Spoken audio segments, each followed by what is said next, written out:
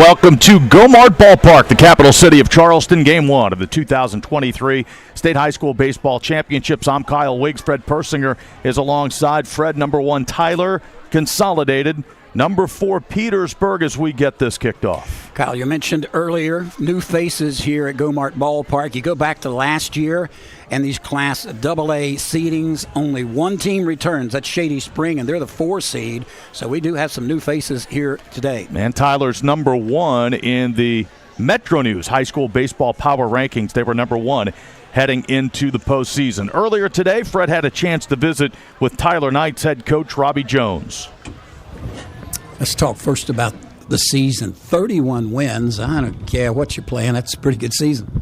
Yeah, we really wanted to up our schedule this year, too, because we knew we had a good team coming back from last year. We had 6 starters coming back and a shortstop from Marietta High that moved to Sistersville. So we felt like we had the lineup to go and play good competition, and that's what we were able to do. When you look at your ball club, and we'll talk about Gomart Ballpark in a second, but when you look at your ballpark, what are your strengths? With this team, you have to start with pitching. You have Ty Walton and Jaden Helmick, 2 all-staters that return on the mound. And we also have 4 guys that come out of the pen that have been very consistent as well. Carson Gorby, Reese Davis, the freshman, has pitched in a lot of big games for us, including the deciding game against Wheeling Central on last Wednesday.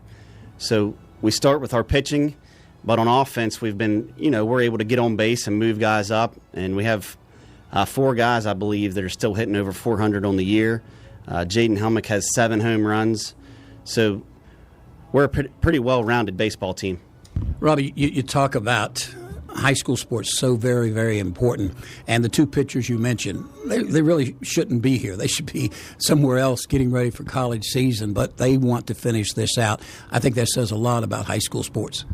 Yeah, Jaden Helmick should be down in Jacksonville Beach right now. His team's waiting on him to play summer baseball, and the same with Ty Walton down in Myrtle Beach. His coach calls him quite often to find out what that date is that he'll be coming down.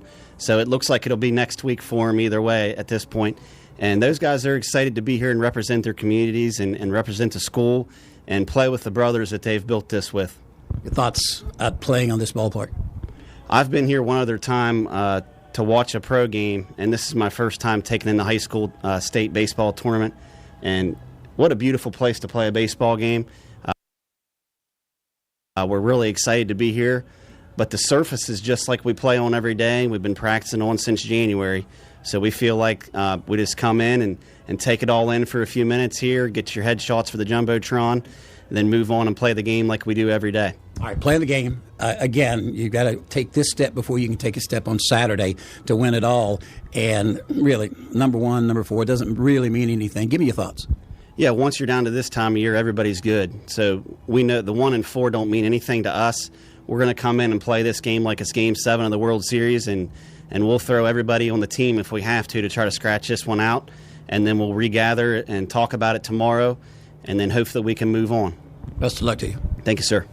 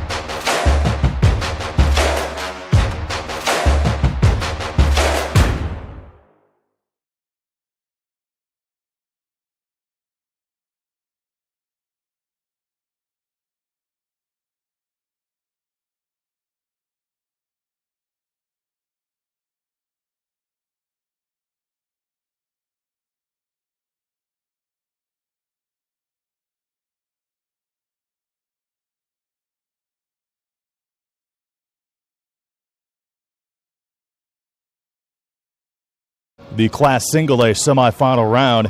Head coach Mark Landis of Petersburg joins us. And, Coach, this is exciting for your community, for these kids, for you. What does it mean to get to Charleston to play in the showcase event for high school baseball? Oh, this is it for high school baseball. And these kids have been excited about getting here, and they've worked hard all year. And this has been their goal. And I think as the season progressed, we got a lot better as a team. We're a young group, but they're finally figuring out what it takes to win a baseball game. Baseball's different in a sense that you can be mediocre or have trouble winning games, and then all of a sudden you get hot, and you ride that all the way to the postseason. What came together for this group? Well, I think our pitching has been keeping us in most of our games as we've gone along. You'll see some other scores where we've pitched some young kids. But we have Bumby Van Meter and Peyton Tingler. Those two guys have carried us on the mound. But I think overall our hitting started coming around, and we started playing better defense. Bumby's your starter, your senior guy, has been a part of the varsity program. What does he do well? When he's having success on the mound, what will we be seeing? You'll be seeing a lot of fastballs. He'll throw curveballs, but most of all, you're going to see him compete. Offensively, how would you characterize your team?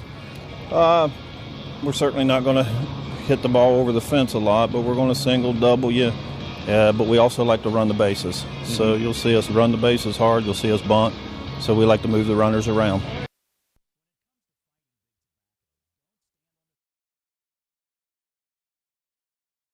Here at Thornhill, our goal is to provide you with the best automotive experience. From our state-of-the-art facilities, amenities, and certified staff we call family. You'll be offered the best experience you deserve. We take pride in our focus for customer care, bringing the best quality and support for all of our customers' needs. What are you waiting for? It's your time to get behind the wheel with Thornhill. Get started now at thornhillautomotive.com. Just tag it at Thornhill, where it's all here for you. US 119 Chapmanville and Logan, WV to Belfry, Kentucky.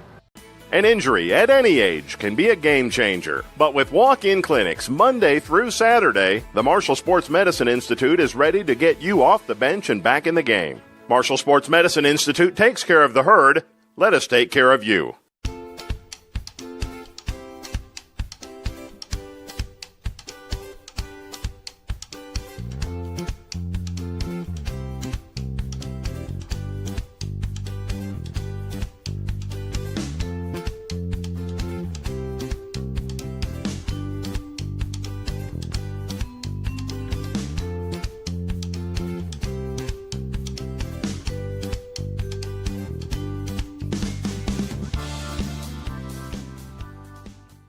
An injury at any age can be a game changer, but with walk-in clinics Monday through Saturday, the Marshall Sports Medicine Institute is ready to get you off the bench and back in the game. Marshall Sports Medicine Institute takes care of the herd. Let us take care of you.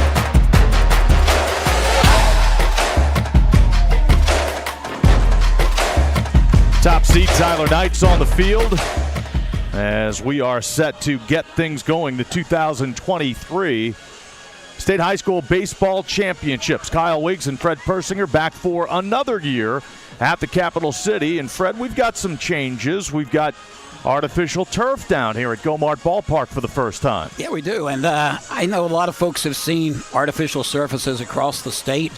Seemingly more and more high schools are getting them. The artificial surface, though, has completely engulfed the mound. Sometimes you see that, sometimes you don't. But in this case, that's what they'll be throwing off of. And we're going to be talking with Bernie Dolan here in just a little while as he'll make his way to the press box. And certainly the first thing we have to talk about, Kyle, is the fact that he threw out the ceremonial first pitch. Indeed, he went to the mound, too. He didn't do it. He didn't shortchange it from out in front of the mound. He went to the hill. He went to the hill, but he probably should not have. Let's just say that. Well, he bounced it up there, but he got a called strike. So from the home plate umpire, Jamie Cook. Petersburg, the lineup for the Vikings looks like this. Bumby Van Meter, the senior leader. He's the starting pitcher today. He leads off.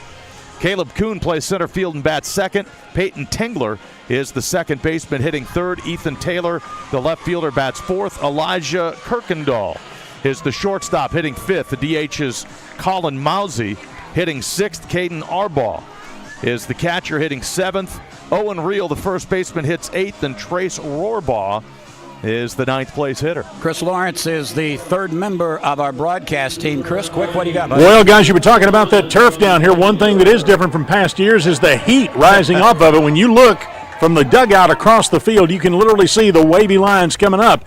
That probably won't be a factor tonight, but in those games this weekend, it certainly could be. Jaden Helmick, the starter for the Tyler Knights. He fires the first pitch of the contest. It's outside. Ball one. Underway right on time at 4:30. There's ball two. Outside. Bumby Van Meter, left-handed pitcher, left-handed hitter as well, batting .458 on the year. They play him to pole on the infield and the outfield. And there's a strike. Good crowd here. Of course, Tyler's never been here, so that community is thrilled. And it's been 37 years for Petersburg. 2-1 pitch, swung on, popped up. And it's foul over our broadcast position out of play. Well, you want to talk about a solid arm on the mound, and that's Jaden Helmick. He has done it all this season for Tyler Consolidated. Helmick working from the stretch. And here's the next pitch. Swung on, fouled out of play. The count is 2-2. Helmick, first team All-State as a sophomore. Great athlete, great speed. Played center field as a sophomore. And in center, at the pitcher's mound here, here's a pop-up into left, and playing it on a hop is Brody Seckman, the left fielder. And that falls in for a base hit. Petersburg has its leadoff hitter on base. Leadoff pop fly single off the bat of Bumby Van Meter. Here's Caleb Kuhn stepping in now. Kuhn at 375. Van Meter on first. He's signed with the University of Charleston. And he takes a big lead off first, not going. And Kuhn shows bunt, pulls it back, takes ball one. Shortstop Clark over to cover the bag. The third baseman Brown drawn in as Kuhn showed bunt on that first delivery. A lot of hitting room through the left side of the infield. There's a throw to first, and diving back in was Van Meter, again taking a pretty wide lead off at first. 19th appearance on the mound this season for Helmick. He's 8-0 on the year. Squares the bunt again and bunts through it. There's a throw to first. They've got Van Meter picked off. The first baseman to the second baseman, and the tag applied by Davis. So Petersburg runs into an out after the pop fly base hit off the bat of Van Meter. He's picked off, and that's the first out. Kuhn at the plate with the bases empty now. So a base running mistake for Petersburg. And there's one away. This pitch, a curveball that hangs high. 1-2 the count to the hitter Kuhn. Kuhn squared to bunt, bunted through it. The catcher Billings fired to first. There's a swing and a miss. Just like that, 2 quick outs after the leadoff single was erased.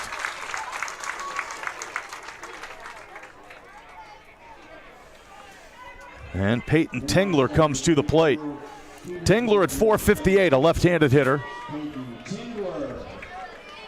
And again, the base is empty. Tengler up in the box. He takes a first pitch strike.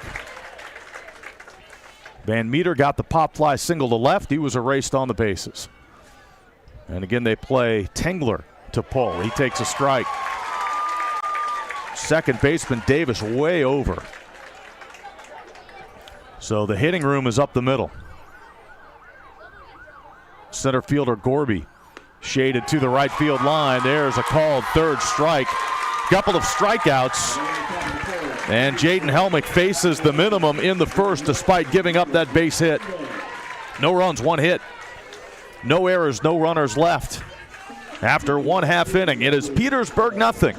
And the Tyler Knights coming to bat. You're listening to High School Championship Baseball on Metro News. The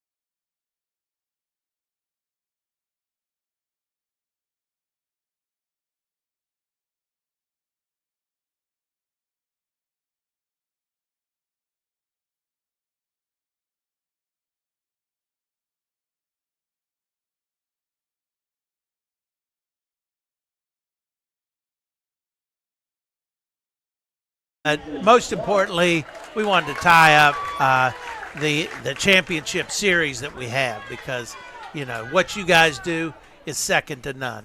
Everybody sees what happens on game day, but we have Friday night, we have Wednesday night, we have Sunday night. I mean, we get so much coverage for our kids in our schools. There's not a dollar you could put on it. You'd probably understand this better than most, but you hear a lot of talk a lot of times about folks that are involved in things like this. It's about the kids. It really is about the kids. It really is. And when you listen, you guys are having people on Friday night, and the coaches, they're talking about their kids. Or you've got the kids themselves on there. It's covering the whole gamut, and you're not only doing the athletics, but the academics. Fred and Bernie, we've got a runner at third after the leadoff walk to Helmick, a stolen base. Zade Billings had a comebacker to Van Meter. They got the out at first, so a runner at third, and now a swing and a miss by Ethan Clark. And the count is 2 balls and a strike to Ethan Clark, the shortstop. Scoreless game, but again, Tyler with a runner at third and 1 out in the inning. And the lefty Van Meter brings the next one in. This one's fouled out of play. The excitement of these kids today, tomorrow, and Saturday for the championships, playing on this new field that's been artificially covered with an artificial surface. You just see it, the excitement in their eyes. It's an incredible facility here, but, knowing that this is Tyler's first time ever being here, and they said that Petersburg's been 37 years. So there's a couple veterans, but there's a lot of new people here, and that's what's good. It's good for the sport. It's good for the schools. I was telling Kyle, and he'll set the next batter up for us in a second. From last year, of the 12 teams from last year, only 3 are back. Yeah, that tells you the balance in baseball. A lot of new faces. Yes. We've got Ty Walton at the plate. That runner at third. 2 outs now. Clark struck out, so there's 2 away. Again, runner at third. And Bumby Van Meter trying to work out of this first inning jam. Leadoff hitter Helmick got to second, moved to third on the comebacker. And now the next pitch. This one is high for a ball, and it's 2-0 to Ty Walton. Bernie, we would be remiss because I know how much Greg Reed enjoyed baseball as well as basketball, and this is our first tournament without Greg, and he's certainly missed. Certainly is, and both professionally and personally, we're a fairly close-knit group up there, and we travel and we spend a lot of weekends together, so you have to like each other, and it certainly has been a big loss. Well, as I mentioned, for the next several days to the end of the month, you are the executive director of the WVSSAC. What does the future hold for Bernie Dolan? I have a house in North Carolina, be my retirement house, and I plan on spending a good bit of time there, but we do have a condo we kept in Wheeling because that's where the grandkids and kids are. So we'll be back and forth a lot, but for a while, just a little bit of relaxation and probably recharge the batteries. And, I'm only 62, so I'm probably not done forever. So just take some time and then get ready to see what else is on the horizon. What else have you coached? Coach football. Girls basketball wasn't very good, but they needed somebody. And track, boys and girls track. All right, so any high school out there looking for a coach in about 3 years, Bernie Dolan might be available. Yeah. So it'd be all right. I was a throws coach for a long time, and that's one thing I really love, and you might see me doing that down in North Carolina. Well, there you go. What we got, Kyle? Walk to Ty Walton. Ball 4 to Walton, runners at the corners with 2 outs. Bernie, we certainly have enjoyed this partnership. It's gone on for decades now, and it's beneficial to us. I know it's beneficial to you, and it's just really a pleasure to be involved in all these championship events. It's so much fun. Anytime you're around kids, it's exciting. It's nice, and they're good. And, we have, it was Dale Miller to start it. Go ahead.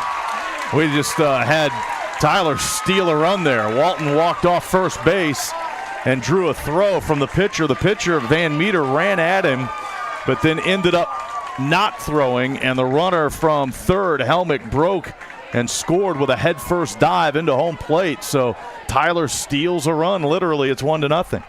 And again, back to Dale. Dale started all this, and he was there in the beginning.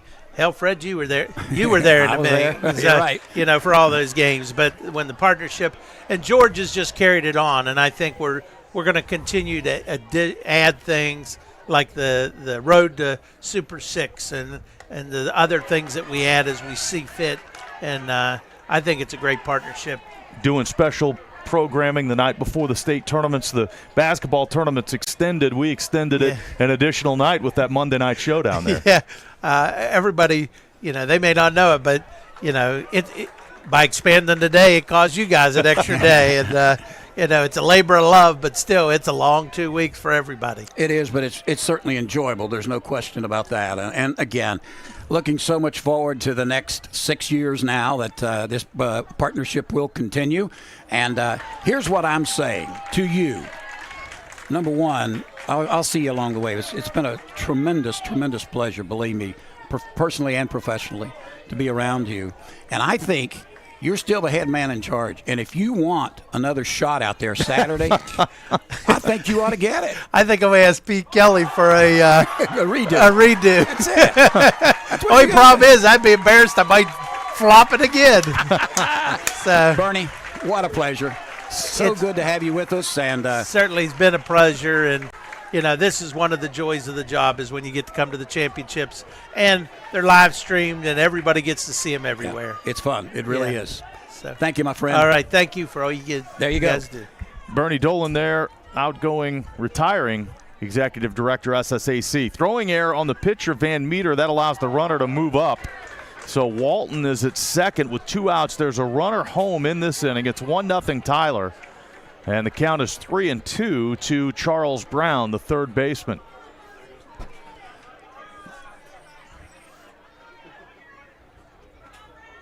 And the payoff pitch. Curveball swung on and missed. Hayden Brown, he goes by Hayden. He's Charles in the program, but Hayden Brown strikes out. That ends the first inning.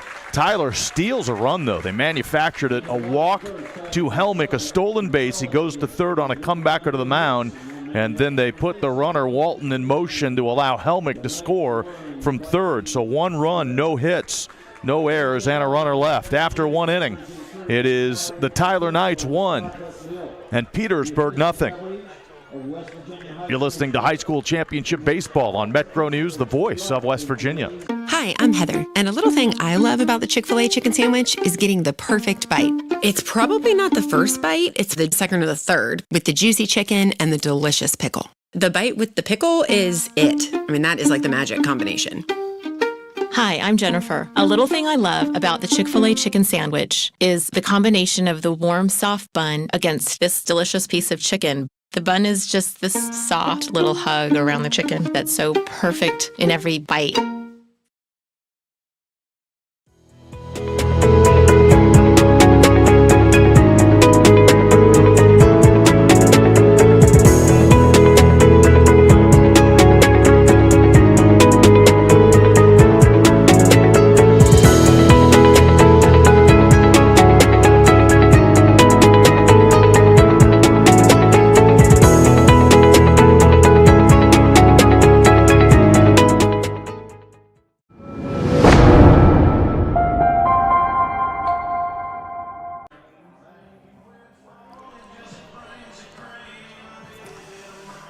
Greatness is built with chocolate milk, the official beverage of the WVSSAC. The American Dairy Association's Mid-East reminds you low-fat chocolate milk has the right mix of fluids, carbs, and protein to rehydrate and refuel muscles. Is your team built with chocolate milk? For more information, visit drink-milk.com. We head to the top of the second inning with your score 1-0. The Knights are on top. Petersburg coming up. And it will be Ethan Taylor, the left fielder, leading things off for Petersburg. 1-0 Tyler in front. The first pitch inside pushes him back off the plate. And it's ball one. Taylor at 423. And you've got Jaden Helmick pitching with this 1-0 lead now. Here's the pitch. And this one's a little bit high. Your umpires, Jamie Cook behind the plate, Richard Rose at first, Ralph Smith at second, and Doug Cruz at third base. From the stretch to the plate, this one misses a little bit low. Kyle, you talked about the speed of Jaden Helmick earlier in the game, and he really proved that in that last half inning. The next pitch to the plate, he shows bunt, taking all the way, and there's ball 4. And Helmick actually has the school record for stolen bases with 64. Did that as a sophomore, and he's been concentrating more and more on pitching as his career has advanced. Here's Elijah Kirkendall with the runner at first, lead runner on. He's not bunting, or at least he didn't square on the first pitch, and the delivery is high for ball 1. Ethan Taylor, he's on at first base. Leadoff runner has reached. Brown creeping in at third base, and there's a strike. Snap throw to first. It bounces to Westbrook, and he scoops it up. Taylor dives back in there safely. That's the thing about kids. They throw the ball all over the lot. They don't care. Anytime we come up firing. Helmick holds the ball behind his back. Now he comes set at the letters. The pitch. This one is a shot into right field. It's down for a base hit. Making the turn is Taylor. He will head for third. The throw comes in. It's high and bounces into the camera well. And that will allow the runner to score and tie the game. So a base hit by Kirkendall. Base hit to right field. Walton came up firing. Left-handed throwing right fielder, and he sailed it over the head of the third baseman Brown. It bounced and went into the camera well. Taylor didn't pick up his third base coach until he was well between the bases, so he had to keep on coming. And he was fortunate that ball was overthrown by the right fielder Walton. And Kirkendall advances to second on the play. So we're tied at 1 as we play here in the second inning. And Colin Mousy is at the plate with that go-ahead run in scoring position. Mousy at 310. And the pitch. It's inside for a ball. And Helmick has fallen behind in the count. 2 balls and no strikes. Kirkendall being held on by the shortstop Clark. The pitch comes in. And it's down low. It's 3-0. A walk, a base hit, and an error. And Petersburg is on the board here in the second inning. Left fielder Seckman very, very deep. Center fielder Gorby straight away. The pitch comes in. He shows bunt. He's taking all the way. Pitch misses. It's ball 4. First and second, nobody out. Timeout called out of the Tyler Knights dugout. And we'll have a conference on the mound. Head coach Robbie Jones will bring in his pitcher, his catcher, and all 4 infielders. Jones in his 12th year as head coach of the Knights. He played at Tyler Consolidated, played a number of sports, football, basketball, baseball, graduated in 2003. And now back as the head baseball coach. It's a baseball family. He's got 2 sons, Patrick and Austin, and they're completely immersed in baseball. So Jones back to the dugout. And Petersburg has something going here. A run in, first and second with nobody out. The number 7 hitter, Caden Arbaugh, the catcher at the plate. We'll see if Petersburg tries to bunt these runners up. He is not bunting, and he takes a first pitch strike. Arbaugh hitting .314 on the season. Has a couple of doubles. 7 RBI. Brown even with the bag at third. They're not holding the runner close at second. Here's the pitch, and it's in there for a strike.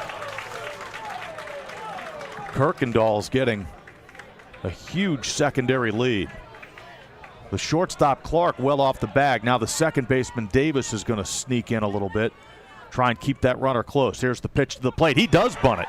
It's back to the pitcher. Helmick, his only play is at first. They get the out there, but the sacrifice is good. Arbaugh retired 1-3 at first. Kirkendall moves up to third. Mozzie is at second. There's one away. RBI opportunities here for the bottom of the order. Reel, the number 8 hitter, and Rohrbach, the number 9 hitter. Real batting .278. He has a chance to put the 4th seed, Petersburg, on front here. And there's a fake pickoff play at second, as the pitcher Helmick didn't have the ball in his hand when he rotated towards second base and bluffed a throw, trying to catch that runner Kirkendall off third base. Nothing doing. Both runners are safe. And we await the first pitch to Real. And now Helmick steps off.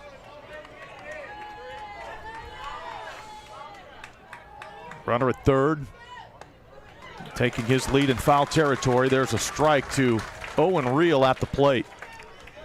If you're watching the game on the video stream and listening to us, Petersburg in their kind of traditional white uniforms, I like those dark pinstripes that Tyler has. There's a pitch that's outside, big block letters on the front of those jerseys. It's a good look. Real at the plate, just 14 years old. He's a freshman. And they threw him into the mix here. Coach Mark Landis giving the freshman a chance, and he swings and drives one to right. Coming in on the play, Walton, he makes the catch. The runner tags from third, and he will score. So the freshman comes through. Owen Real, his first state tournament at-bat, delivers a sacrifice fly, and he delivers a second-inning lead for Petersburg. It's 2-1. Now stepping to plate for Vikings, your right fielder number 5, Trace Robo. You get the runner to move to third. It's a wild pitch or something like that, and it could be a 3-1 ball game very quickly. Real gets his 10th RBI of the year, so the freshman contributing. Runner is at third with 2 outs in the inning now, and ball 1 to Rohrball.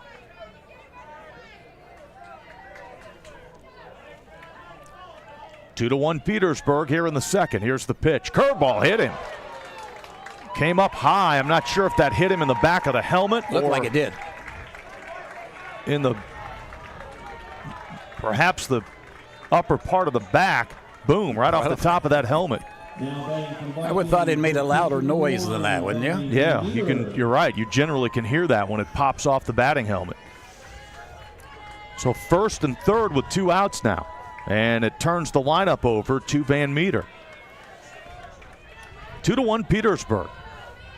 As we play in the second inning, runner breaks for second, and it's a straight steal. No one covers, no throw by Billings. And 2 runners in scoring position now. Second and third, the pitch was a strike to Van Meter. Van Meter singled in the first, but that runner was lost on the bases. And there's a pitch outside.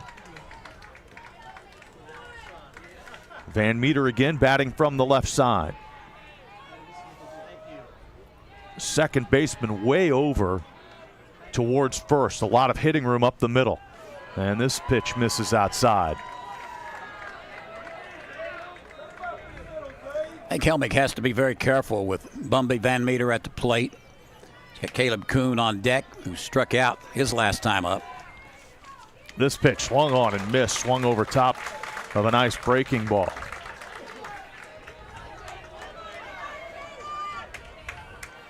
But if you're Bumby Van Meter, or if you're Jaden Helmick, you've already got enough bases filled up. You don't want to put somebody else on if you get up with. Helmick, this pitcher, is signed with Glenville State, and he's headed there along with his teammate Ty Walton. This pitch way outside.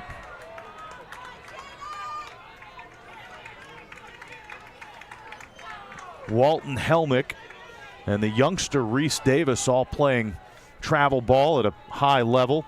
Helmick played for U.S. Elite. As this pitch is hit on the ground, they had it played perfectly. The second baseman Davis will throw over to first, and the side is retired. But Petersburg takes the lead. 2 runs on just 1 hit. There was a walk, 2 walks actually, a hit batter, and an error. And Petersburg strands 2 runners. Middle of the second, it's Petersburg 2 and the Tyler Knights 1. You're listening to High School Championship Baseball on Metro News, the voice of West Virginia. Ready? It doesn't matter if you're playing hard or working hard. Your workout only works out if you recover right. Recover. Chocolate milk helps you recover for what comes next. It's delicious and contains the right mix of protein and carbs to help refuel exhausted muscles. Ready? Recover. Repeat. Chocolate milk, the official beverage of high school sports, is brought to you by the American Dairy Association Mideast. We are there for you, to care for you at the health plan. We are here for you. The Health Plan is a proud partner with the West Virginia SSAC and has been your most trusted carrier for over 40 years. Log on to healthplan.org for more information. We are there for you, to care for you at the health plan. We are here for you.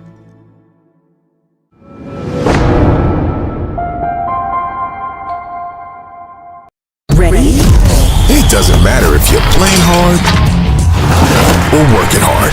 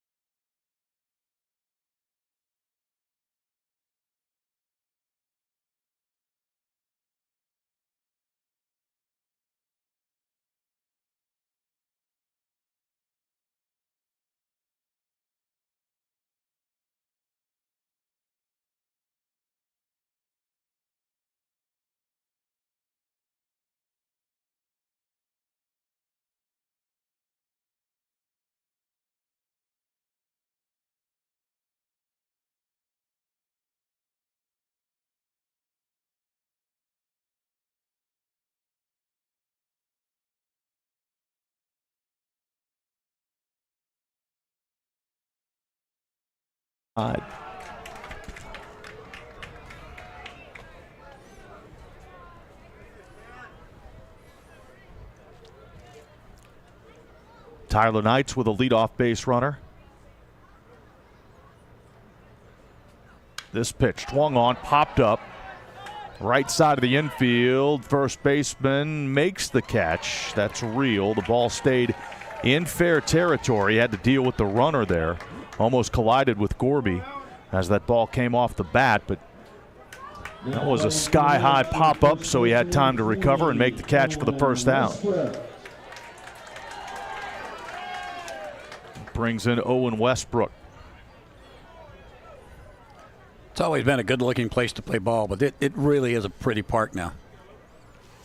Got that turf out there as their strike one to the plate. Home of the Charleston Dirty Birds, and the Savannah Bananas played here too this spring. Did you score a ticket to that? No, it was a tough ticket. It was a tough ticket to get. I really didn't try because you know me, I'm not going out of my way. You know, but see the guy that hits on with stilts? the stilts? Yeah. Are you kidding me? I think if you throw one right around his knees, you got a shot. He's probably have a problem hitting that one. The 0-1 pitch taken outside, 1 ball, 1 strike to Owen Westbrook. Runner at first, 1 out. And the next pitch from the lefty. This one popped up foul out of play. Second baseman Tengler playing around the bag. As, of course, Petersburg hoping for the double play ball. The shortstop Kirkendall is way over near the hole. Now Van Meter steps off. Mason Nichols, the number 9 hitter, on deck for Tyler, trying to tie the game in the second inning. Here's a throw to first and back over Gorby. Gorby not taking much of a lead. You did a lot of baseball this year, right? Or Yes. several games. Did you see anybody with the shift on this year? No. Interesting. Not on the type of shift that Major League Baseball banned. Right.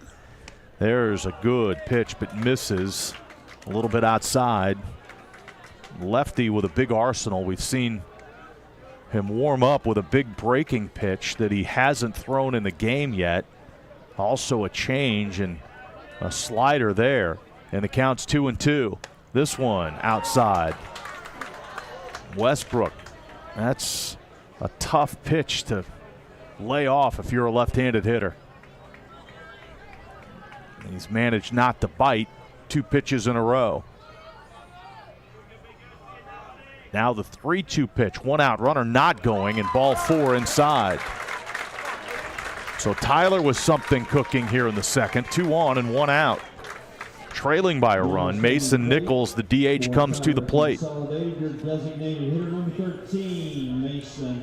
Mason Nichols has a bright future. Valedictorian of his class. As Tyler's already had its graduation ceremony.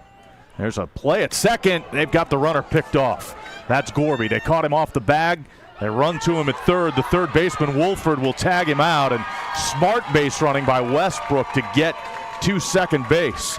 So Gorby wandered off second. And the pitcher made the throw. They pick him off with the tag being applied by the third baseman, Wolford. We've seen that twice in this game already.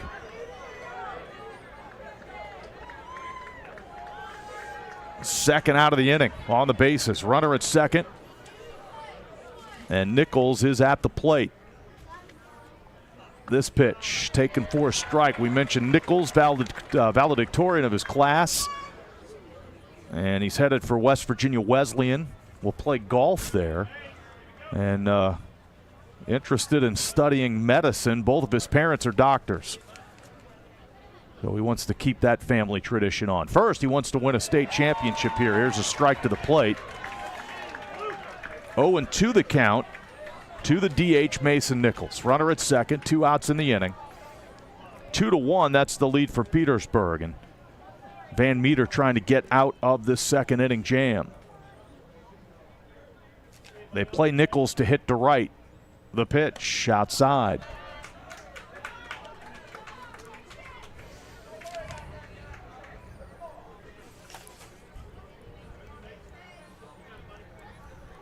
Each team has lost a runner on the base paths now. Jaden Helmick on deck, wanting to get a shot with runners in scoring position. There's a ball high. Van Meter obviously wants to avoid walking the number 9 hitter. You got to get to the guy that leads the team in home runs in just about every other category. 2-2 the count. And Van Meter steps off.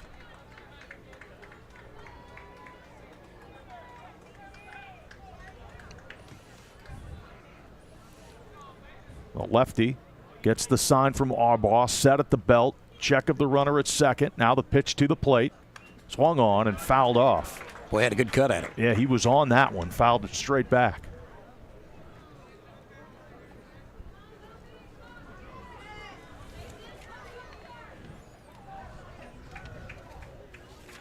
Tyler Knight's at state for the first time. And another pickoff play at second. Back in safely this time is Westbrook. Tyler Consolidated won its sectional in 2017, lost to Wheeling Central in the regional. They won the sectional in 95 as well. They were in the same sectional for a long time with Magnolia. There's a pitch to the screen. That curveball just didn't break, but the ball came off the bricks, and the catcher Arbaugh fires to third.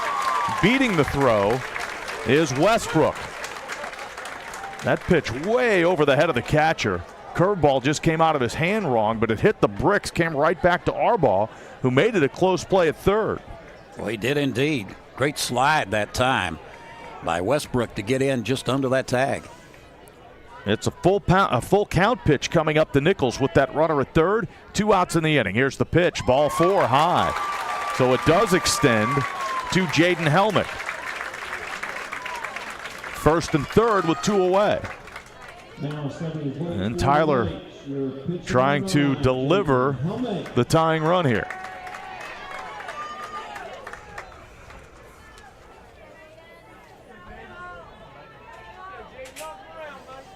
And Helmick has a chance to deliver. What do you hear he's had? 471 the batting average. 49 hits on the year. He's driven in 38. Here's the pitch. Just above the letters, ball 1. Bumby Van Meter just tossed his 44th pitch. And we're in the bottom of the second inning. Catcher Billings waits on deck. Here's the pitch to the plate. This one swung on, hit in the air. left field. Taylor coming in on it, shades his eyes and makes the catch. Tough outfield sky, no clouds. And obviously a bright sun in the sky, but Taylor fought that off and made the play. So the Tyler Knights do not score. They lose a runner at third, no runs, 1 hit, no errors, and 2 runners left. And the Knights have stranded 3. After 2 complete, it is Petersburg 2 and the Tyler Knights 1. You're listening to High School Championship Baseball on Metro News, the voice of West Virginia.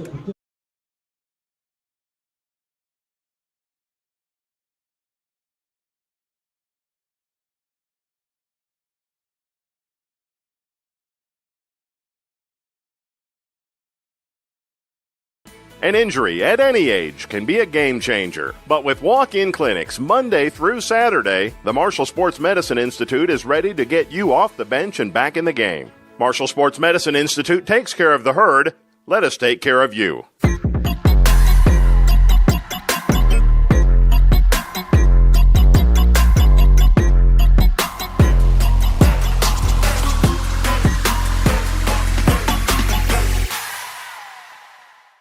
An injury at any age can be a game changer. But with walk-in clinics Monday through Saturday, the Marshall Sports Medicine Institute is ready to get you off the bench and back in the game. Marshall Sports Medicine Institute takes care of the herd.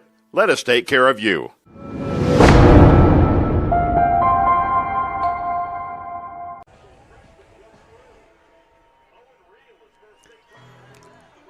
Farmers and Mechanics Insurance knows about West Virginia's history and is excited about its future. For more than a century, Farmers and Mechanics have provided reliable insurance protection to the people and communities across the state. Farmers and Mechanics Insurance Companies, proud to partner with high school sports and its commitment to teach and promote sportsmanship and citizenship. We head to the top of the 3rd inning. Petersburg on top of Tyler Consolidated, and Petersburg, the Vikings looking for more. Petersburg up 2-1 as the Vikings will come to the plate.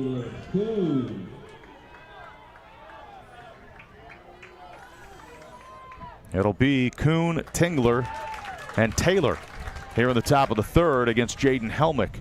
And there's a first pitch strike to Kuhn. Kuhn 0 for 1 in the game so far.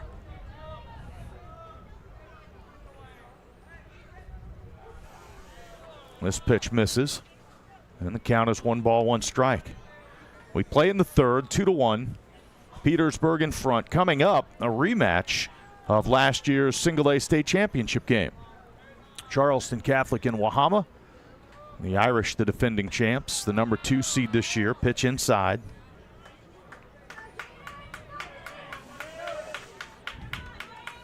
Petersburg got the fly ball to right off the bat of the freshman Owen Reel. And that plated Kirkendall with the go-ahead run. There's a pitch that's outside. The count is 3 balls and 1 strike. Helmick in danger of putting the leadoff man on base for the 3rd straight inning. Set at the letters. The pitch bounces up there. There's ball 4. And the ball again off the bricks right back to the catcher, but it's a free pass for Kuhn. 3rd inning in a row, 3rd time in as many innings that Petersburg has got its leadoff hitter on base. You mentioned that next game coming up. Last year, Charleston Catholic was the 4 seed. They came all the way through the bracket to beat the number 2 seed Wahama 6-5 in that championship game.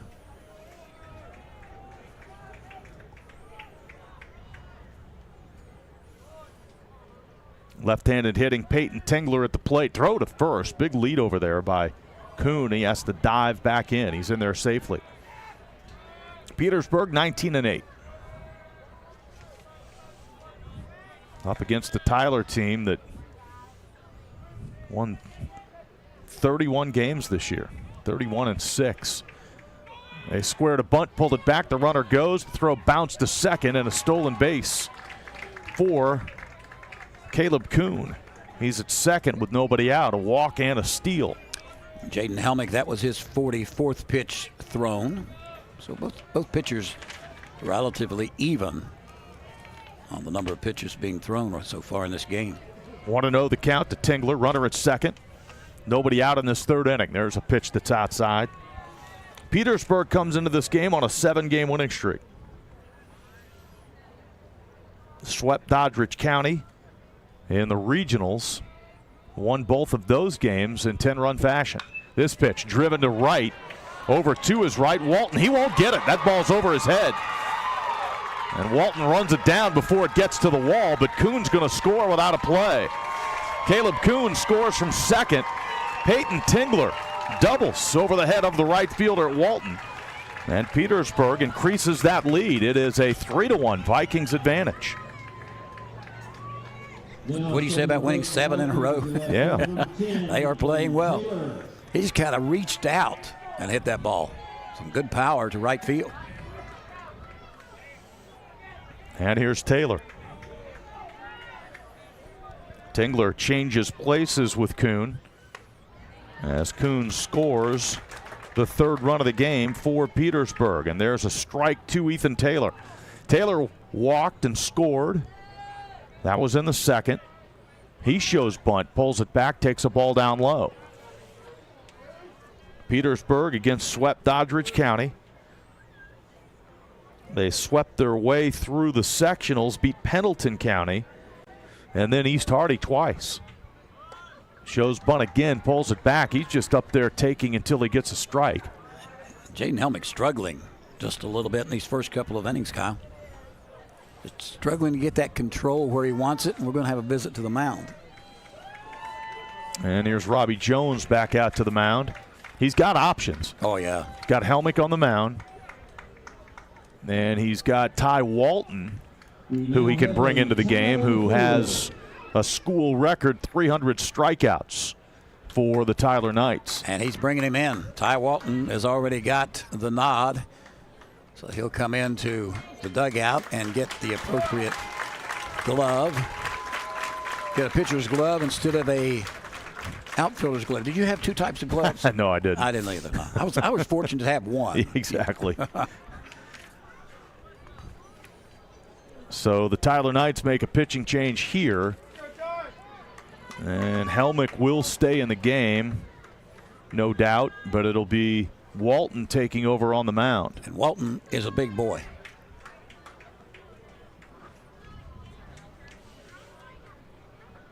He'll have an opportunity to warm up here. Again, Ty Walton has the school record for career strikeouts, 300 career strikeouts. Now think about that, Fred. We all know what happened or what didn't happen in 2020. Right. There was no season. So he struck out 300 batters in 3 seasons. Left-handed pitcher. And he will warm things up. Again, Walton has signed with Glenville State. He'll play at Glenville along with his high school teammate Jaden Helmick. And we talked about some of these Tyler Consolidated players playing travel ball at a high level. He played for the Huntington Hounds. He played for the Appalachian Aces, which that team was based in Morgantown. Now, Walton is supposed to be in Myrtle Beach right now. Yeah. And the coach keeps calling saying, hey, son, when are you going to get down here? Much is the same with Helmick, who's supposed to be in Florida right now. But Walton comes in with a 7-1 record and a 1.95 earned run average. Big kid on the mound, throwing from the left side. That'll be a little different look for them.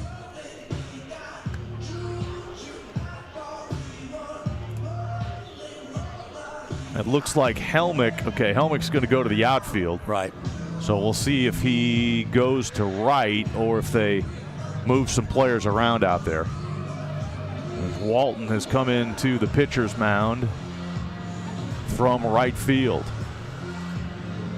And it does look like Helmick will play center field now. So Helmick takes over in center, and Gorby will shift to right. Walton's warmed up and ready to go, and he'll inherit the count here. It's 2-1 to Ethan Taylor. Runner at second. A run is in here in this third inning, and Petersburg leads the game 3-1. There's a strike to Ethan Taylor. right, first couple of innings plus.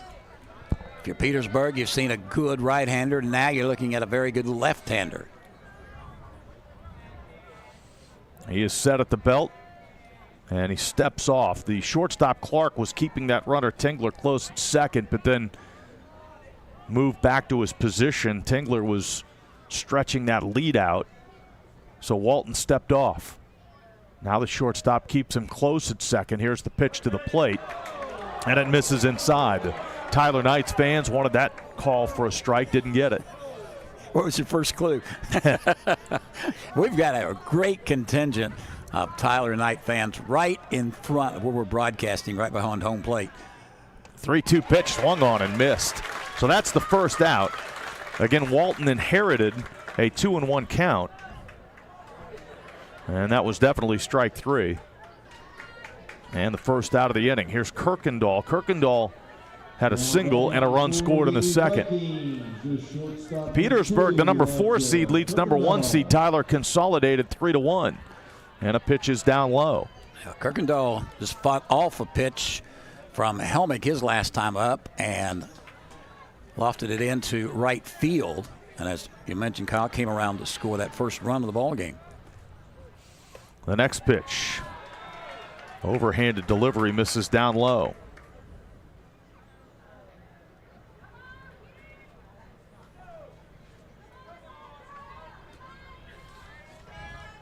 Two 2-0 the count. Kirkendall takes a strike.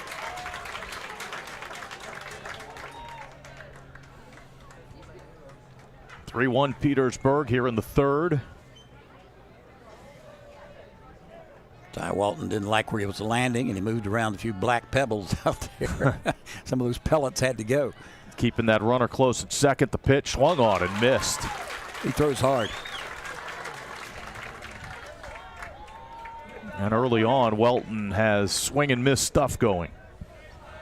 It counts 2-2. Clark working to keep the runner at second close.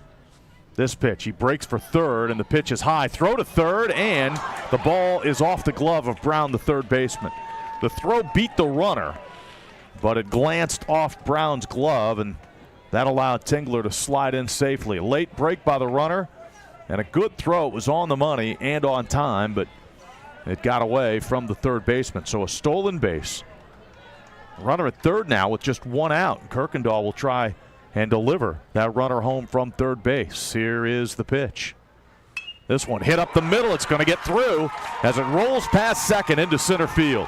Tingler scores, and it is a 4-1 Petersburg lead.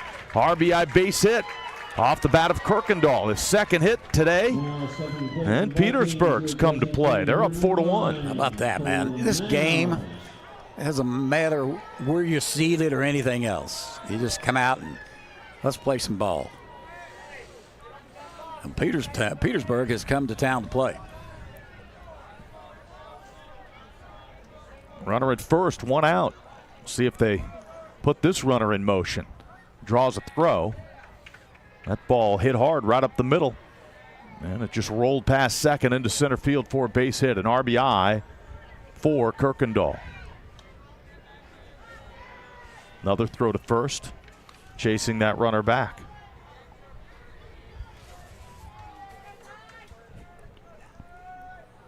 Let's go down on the field to Chris, as this pitch is in there for a strike. Well, Kyle, I was going to tell you during that break there, it's the first time in history of the school that Tyler Consolidated has made it to the state tournament. The school was formed in 1993, a consolidation, as the name would imply, of the old Sistersville High School and the old Tyler County High School, which was at Middleburn. And believe it or not, I know this will be shocking, there was a controversy involving a school consolidation in West Virginia. There was as to what to call the school. Runner goes, the pitch is outside, throw to second, bounces down there, and the throw is behind the runner, so a stolen base for Kirkendall. He's in scoring position with one out, a 1-2 count to Mozzie. I remember it because it was one of the first stories I ever covered as a reporter from Metro News, and a lot of people in the county, at least around Middleburn, wanted to call it John Tyler High School after the president. That was not sitting well with anybody from Sistersville. So they somehow came to the agreement that it would be called Tyler Consolidated, and everybody seemed okay with that, and that's what it's been ever since. However, even as you have been alluding to throughout the game, most people just call it Tyler or the Tyler Knights. Yeah, Tyler Knights is that's a lot easier to say, Fred, when you're calling play-by-play than Tyler Consolidated every single time. Wonderful name. It's just hard to get out quickly and repeatedly. 1-2, the count to Mawsey at the plate. Here's the pitch, down low. You definitely can't do it in basketball. This is impossible. You cannot do that. Well, I'll tell you what, right now, for Tyler Consolidated, your head coach, Robbie Jones, you need something to turn around. You need to get in the dugout, regroup, and get your kids at the plate. Petersburg up 4-1. Runner at second. Takes his lead, the pitch, swung on, hit to short. Clark in the hole, comes up with it, sidearm throw. Nice play, got him. And that's the second out as Kirkendall advances to third. That ball in the hole. Clark went a long way to get there. It wasn't hard hit either. Just a great, great arm by Ethan Clark at short. Good stretch down at first by Westbrook. That sidearm throw in time. Runner at third now, 2 outs. And Arbaugh, the catcher at the plate, and he takes a pitch down low. Petersburg has scored 2 runs in each of the last 2 innings. This pitch hit on the ground to first, right at Westbrook, and he gets the play at first for the final out, but more damage done. Again, Petersburg scores 2 runs on 2 base hits. There were no errors and 1 runner left. Petersburg has stranded 3. We're in the middle of the third. It is Petersburg 4 and the Tyler Knights 1. You're listening to High School Championship Baseball on Metro News, the voice of West Virginia.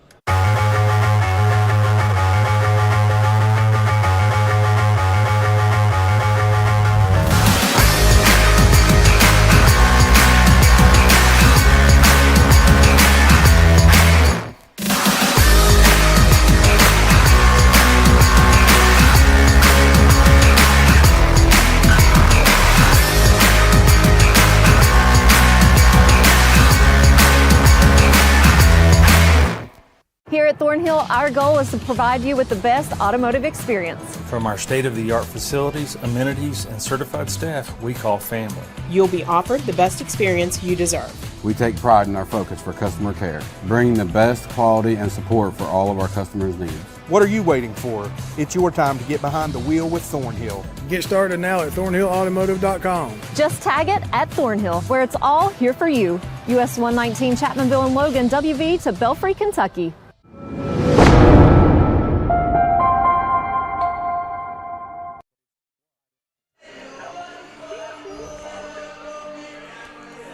Civil and environmental consultants proud to support high school student athletes across West Virginia. Participation in high school sports helps develop leadership and teamwork skills. CEC knows that teamwork and leadership skill learned in the classroom and on the fields and courts carry over into life. CEC, big firm capabilities, small firm culture. Kyle? 4-1 Petersburg. And the Tyler Knights will try and get the bats going. It is Billings, Clark, Walton due. Hitters 2, 3, and 4 in the bottom of the third. 4-1 Petersburg. This pitch is outside. And Van Meter pitching with the lead here. He's fallen behind Billings, the leadoff hitter. 2-0 pitch. Hit on the ground, foul, first base side. 4 hits for Petersburg already, including that RBI base hit off the bat of Kirkendall.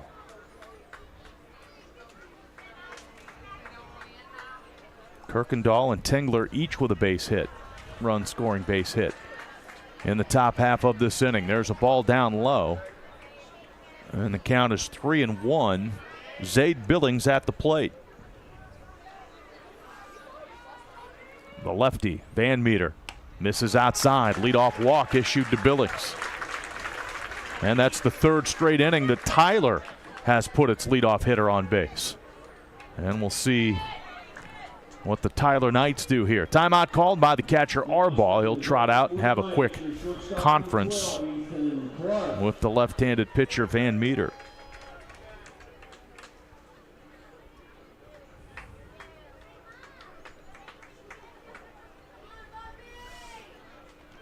He's back behind the plate. And Clark will stand in. Clark 0 for 1. Bats from the left side. Clark is the player that the head coach, throw to first real quick, the runner back in there. Head coach Robbie Jones referenced in the pregame about the young man who moved with his mother from Marietta, Ohio to Sistersville, now a big part of this Tyler Knights program. In the middle of the order, playing short. Here's a shot into right center field. That's going to get down for an extra base hit. Racing to third is Billings. And the throw comes in, cut off by the first baseman, Reel. Double for Clark. And just like that, the Tyler Knights have runners at second and third. The first two hitters have reached base here in the bottom of the third inning. Hard hit ball into right center field. Kyle, that is the first time tonight that Tyler Consolidated has got a hit with runners on the bases. They were 0 of 5 prior to that hit by Ethan Clark. Walton, the pitcher, can help himself here at the plate. Second and third, nobody out.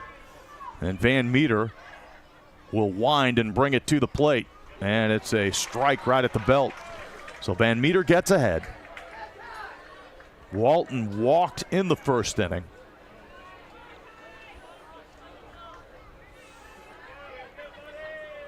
Van Meter a long look in. Again, working from the wind with runners at second and third. This pitch hit right side foul. That one whistled into the seats. About 7 rows deep into the seats down that right field line. You know, we talk about hitting, and you look at what Petersburg has been able to do, and that's why they're leading tonight so far. With runners on third base, Petersburg is 2 of 2 at the plate. The next one from the lefty, Van Meter, misses outside. Arbaugh out of his crouch, fakes a throw to third. Billings is at third. Ethan Clark at second. There's nobody out in the third inning with Petersburg leading 4-1. Tyler Knights trying to get right back into the game. Hitting room up the middle. The shortstop Kirkendall well off the back. Swing and a miss. He waved at one out of the strike zone. There's a huge first out for Van Meter. Pitch number 52 for Bumby Van Meter for Petersburg. He's looked good on the mound so far. Hayden Brown to the plate. Big third baseman for Tyler. He'll try and come through here with one out.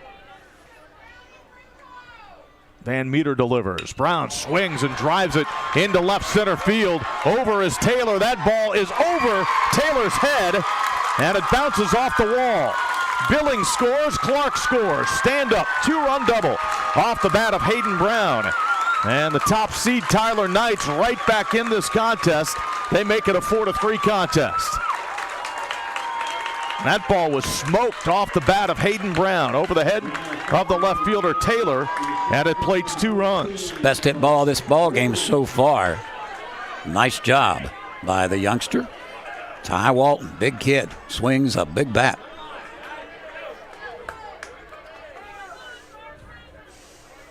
And here's Gorby at the plate. First pitch way outside.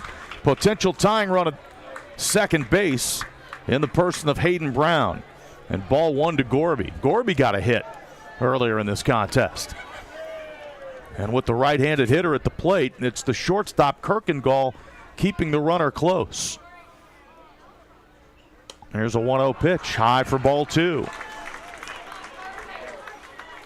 Tyler getting a leadoff walk. And 2 doubles in this inning. They've scored twice, and they've made it a 4-3 ball game. Kyle, they've hit him hard a couple of times this inning, and still no one warming up yet for Petersburg. Pitch to the plate outside.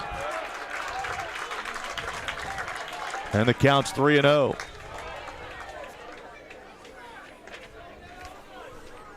Petersburg riding that 7-game winning streak. And they built a lead here in the state semifinals. Van Meter trying to get out of a third inning jam. 3-0 pitch right in there. Get me over. Fastball. And the count's 3-1.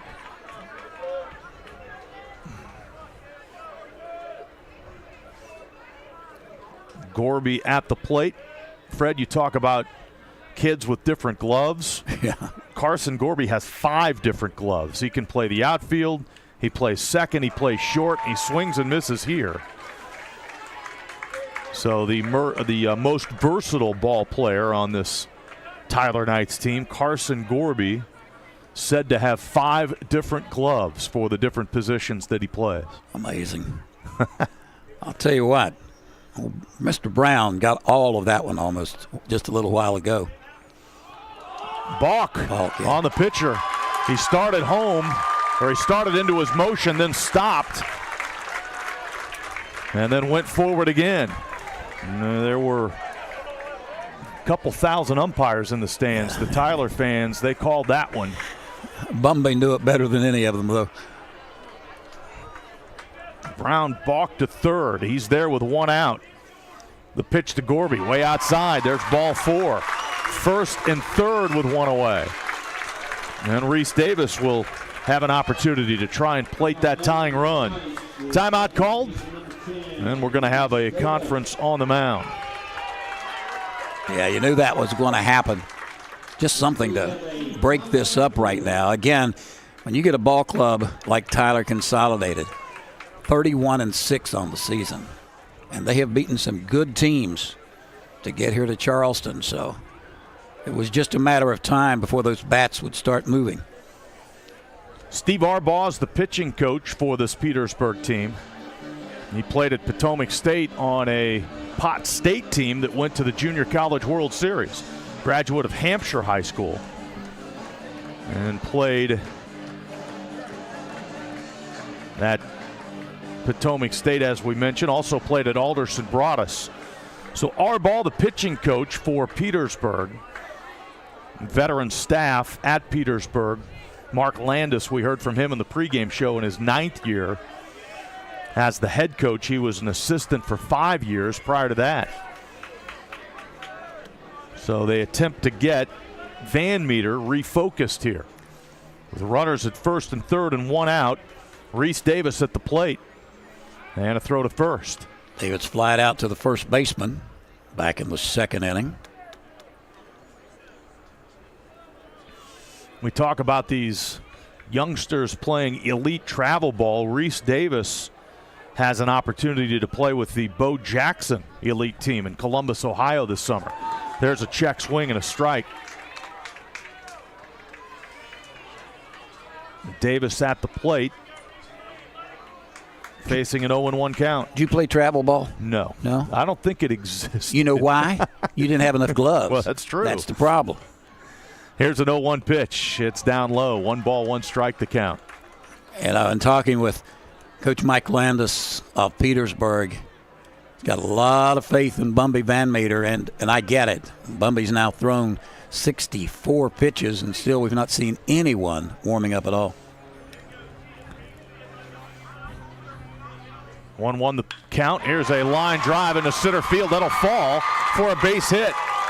Brown scores the tying run. It's 4-4. Gorby at second. RBI hit by Reese Davis to get this game tied. So Tyler comes off the deck here in the 3rd inning, scores 3 runs to tie the game.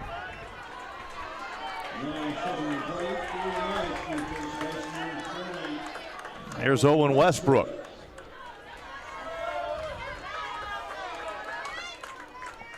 RBI base hit off the bat of Reese Davis, plating Brown.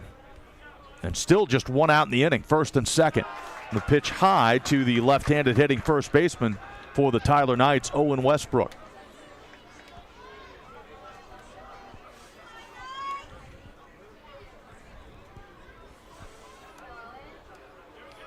Van Meter checks the runner at second, not being held. Here's the pitch to the plate, and it's outside. Reese Davis over at first. My wife and I were watching a baseball game from Pittsburgh the other night. Runner got on first base, and he put on the sliding glove. My wife honestly said, "That's an oven mitt." Yes, she said, "No." She said, "It must be cold in Pittsburgh." And I said, "Why?" She said, "Well, he's got mittens on." Yeah. There's a strike to Westbrook. The sliding mitts now resembling oven mitts. They do. They didn't have those when I played either. 4-4 the score. We play in the third. Here's a 2-1 pitch to Westbrook, and he takes it outside. Next to the mound for Petersburg would likely be Peyton Tingler. You've got Van Meter at 6-1 with 102 strikeouts. He's struggling here. Tingler 7-1 on the year, 69 strikeouts in 45 innings. Here's a 3-1 pitch to the plate. Curveball, hit it. Came inside and hit him. Bases are loaded. 3 runs in, bases loaded. The number 9 hitter, Mason Nichols, coming to the plate with a chance to put Tyler in front. Tyler scored a run in the bottom of the first, led 1-0. Petersburg came back with 2 in the second, 2 in the third. They were up 4-1. And now Tyler has answered with 3 here in the third. And heading to the mound is Petersburg coach Mark Landis. And we're going to have a pitching change as Bumby Van Meter taken out of the game here, or at least taken off the pitcher's mound here in the third inning. And Petersburg goes to the bullpen.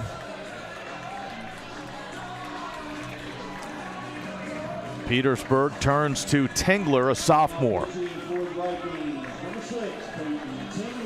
So Peyton Tingler takes over for Van Meter.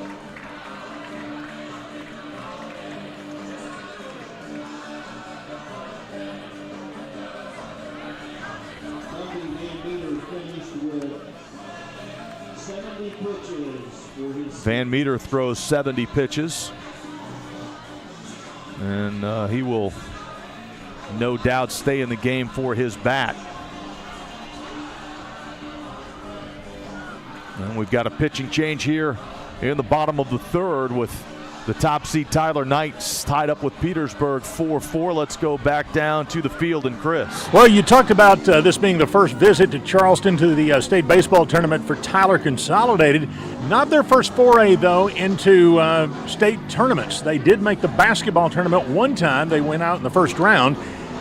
But they have been to the state volleyball championships on numerous occasions, have won one, and have finished runner-up several times. In fact, the lady I was talking to about this information said, yeah, we're normally a volleyball school, but now we're a baseball school. She was pretty fired up about that. She's the lady that keeps the book in the dugout. So, yeah, baseball school indeed. They're at the state tournament as the number 1 seed, and that says something about the respect the coaches had for this Tyler Knights team this year. Again, first trip to state, and they're the number 1 seed for the tournament. All right, Kyle, we've got Bumby Van Meter in center field, and Caleb Kuhn has moved into second base. There's the pitch to the plate. First delivery from Tingler. It bounces on the turf, and it's ball 1.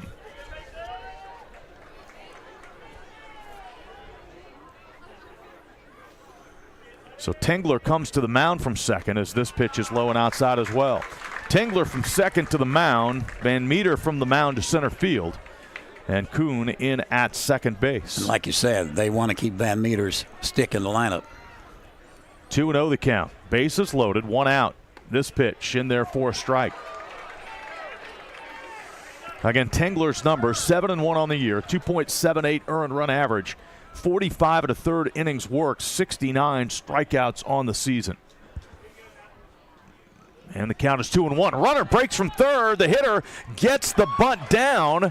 Or did they say foul ball? Foul ball at the plate. Ooh. Suicide squeeze as that runner, Gorby, took off from third. And Nichols bunted it. But the home plate umpire Jamie Cook right on top of it, ruling it a foul ball. I've seen many a suicide squeeze. I've never seen the runner get to the plate before the bat. I mean, the bunt was not even down, and he was just waiting to step on home plate. Gorby got a tremendous jump off third. Instead, it's strike two. Here's the 2-2 pitch. Swung on and missed. So that's out number 2. Nichols retired. And Helmick will come to the plate. 9th man to bat here in this third inning.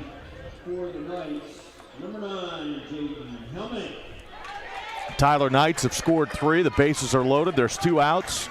Helmick at the plate. He's walked and flew out in his first 2 plate appearances. Helmick has driven in 38 on the year. First pitch to him is down low for a ball. Helmick with the run scored earlier in this game, his team leading 57th. This pitch inside for a ball. 4-4 game in the third.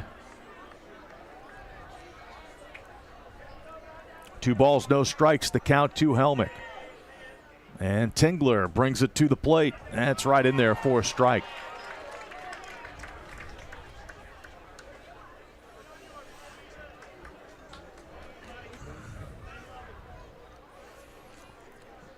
Tingler on the mound now. Another versatile player. Can pitch, can catch. Plays the infield as Helmick fouls one off over near the Petersburg dugout. Counts 2 balls and 2 strikes. Outfield straight away. 2 away in the inning now. Middle infield remains deep. There's a pitch outside, bouncing on the turf. Gorby again aggressively coming down the line from third. Yeah, good stop that time by Caden Arball behind the plate. We've got a full count pitch. Runners in motion with 2 outs. They'll get the jump. Here's the payoff, and it's a line shot down the left field line. It's fair. Gorby scores. Reese Davis scores. Left fielder Taylor having trouble with the ball. Here's Westbrook. The throw comes in late, and the Tyler Knights have the lead.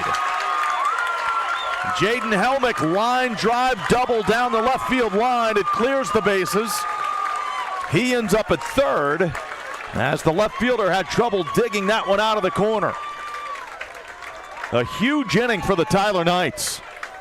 They lead this contest 7-4 now.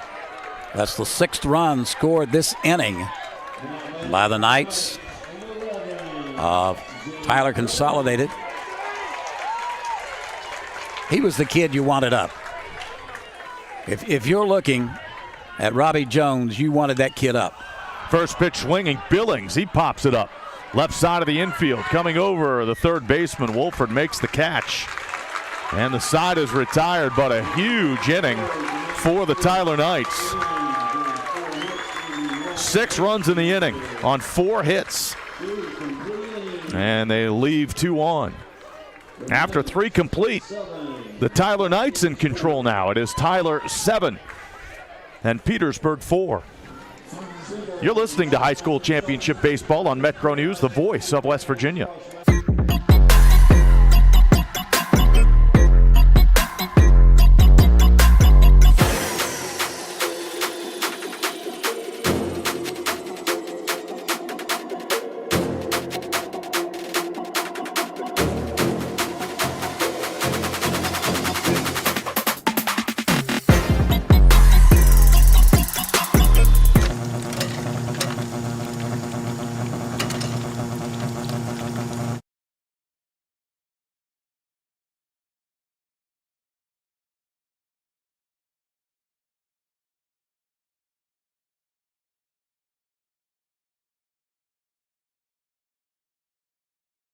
An injury at any age can be a game changer. But with walk-in clinics Monday through Saturday, the Marshall Sports Medicine Institute is ready to get you off the bench and back in the game. Marshall Sports Medicine Institute takes care of the herd.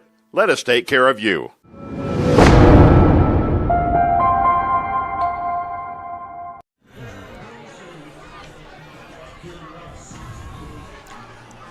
You know, it's good to have options when choosing health coverage for yourself or for your family and your employees as well. But you got options with a health plan known for exceptional service and support with a nationwide network of physician, flexible coverage options you can count on, and competitive rates you'll appreciate. The Health Plan. Plan on it. Learn more at healthplan.org.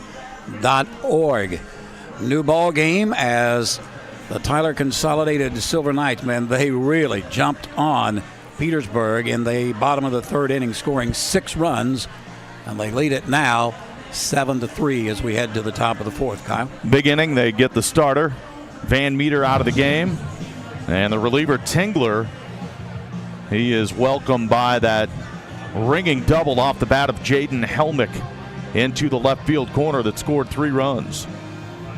And Tyler sends 10 men to the plate in that third inning, and now Tyler in control. And their reliever, Walton, now pitching with the lead. It is 7-4. The Tyler Knights leading Petersburg. And Petersburg will have hitters 8, 9, and 1 due here in the fourth. Reel, Rohrbaugh, and Van Meter. And now Petersburg needing base runners here, trailing as we head into the fourth. The lefty Walton delivers. Here's a shot down the first base line, but just foul. Westbrook diving for it, couldn't knock it down. Strike one to the hitter, Reel.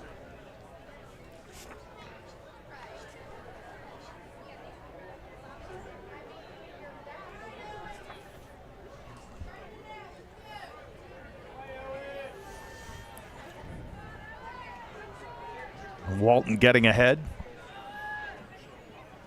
The lefty brings it to the plate. This one is outside. Owen Reel, the freshman, hit a fly ball to right. That plated a run. Petersburg scored 2 in the second, 2 in the third. Led 4-1 at that point, but Tyler has come back. There's a swing and a miss behind on that fastball.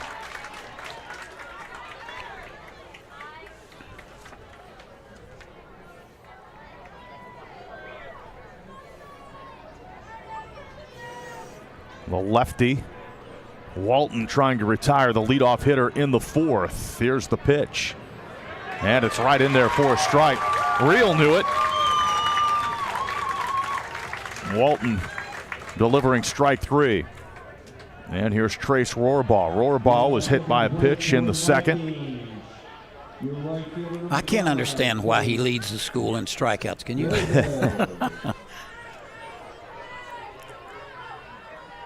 Walton turns that foot pointing towards first and brings it to the plate. There's a strike.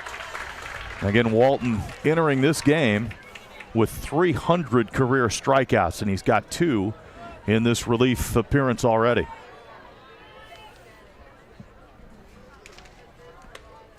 There's a pitch high. Walton was an all-state pitcher as a sophomore, again as a junior. They expect him to be a 3-time all-stater. This pitch swung on and missed. Rohrbaugh went after that one out of the zone. Walton headed for Glenville State. He'll join his summer league team coming up early next week. This pitch took something off that delivery and it missed high. The count's 2-2.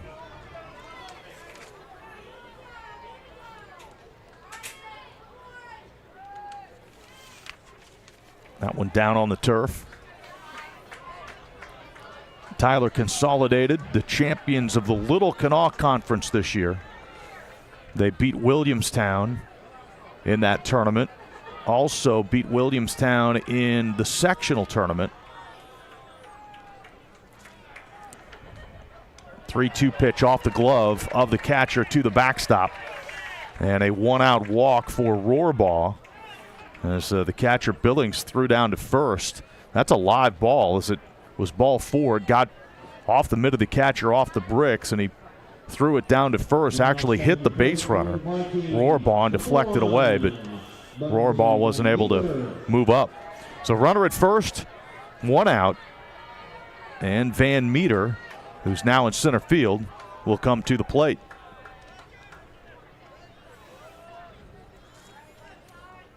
Head coach Robbie Jones, and speaking to him this week as they expect bunt from Van Meter. They pitch out and throw down to first, the second baseman covering, and it goes off the glove of Davis at second. but not far enough away for Rohrbaugh to try and advance.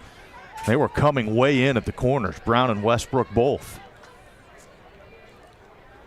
Charging in from the corners. And they pitched out, trying to catch that runner off first. Here's the 1-0 pitch that's inside. Robbie Jones said that's one of his favorite aspects of this team, the fact that they battled back. We've seen that today, and he's seen it a lot this year. Tyler Consolidated falling behind and just battling from behind and getting in front. Here's a tapper foul, first base side. Well, as I mentioned to the coach, you don't win 31 games without having all aspects of your team together. And you could just feel once they got through that second time around, they felt pretty good about it. 2-1 the count. Tyler defensively put a play on the first pitch here. Brought the corner infielders in and then pitched out. Tried to throw behind the runner at first base. But Rohrbaugh was back in there safely. Now here's an errant throw by Walton. And ends up in the bullpen. And Rohrbaugh races to second. So a throwing error charged to the pitcher. And there's a runner at second base with one out. Just a bad throw low and into the runner. Count to the hitter. Van Meter is 2-1.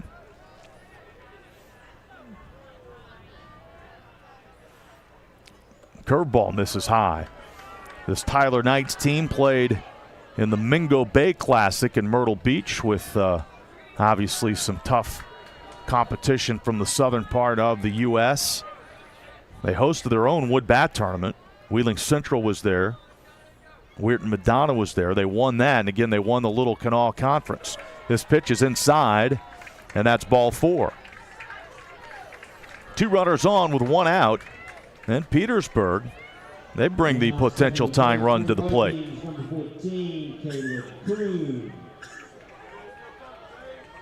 Here is Caleb Kuhn. Kuhn has walked and stolen a base in this game, scored a run. 7-4, the lead for Tyler. There's a swing and a miss. Kuhn at .375 on the year. He's driven in 15. His team down by 3 runs in the 4th inning. And the next pitch, down low. This lefty Walton has a deceptive motion. He spins towards second base and then delivers to the plate. He had Rohrbaugh heading back to the second base bag. Next pitch, curveball, and it's just tapped foul. The hitter at the plate, Kuhn, gets a piece of it. Count 1-2. Walton has a strikeout in this inning, but he's also walked a couple.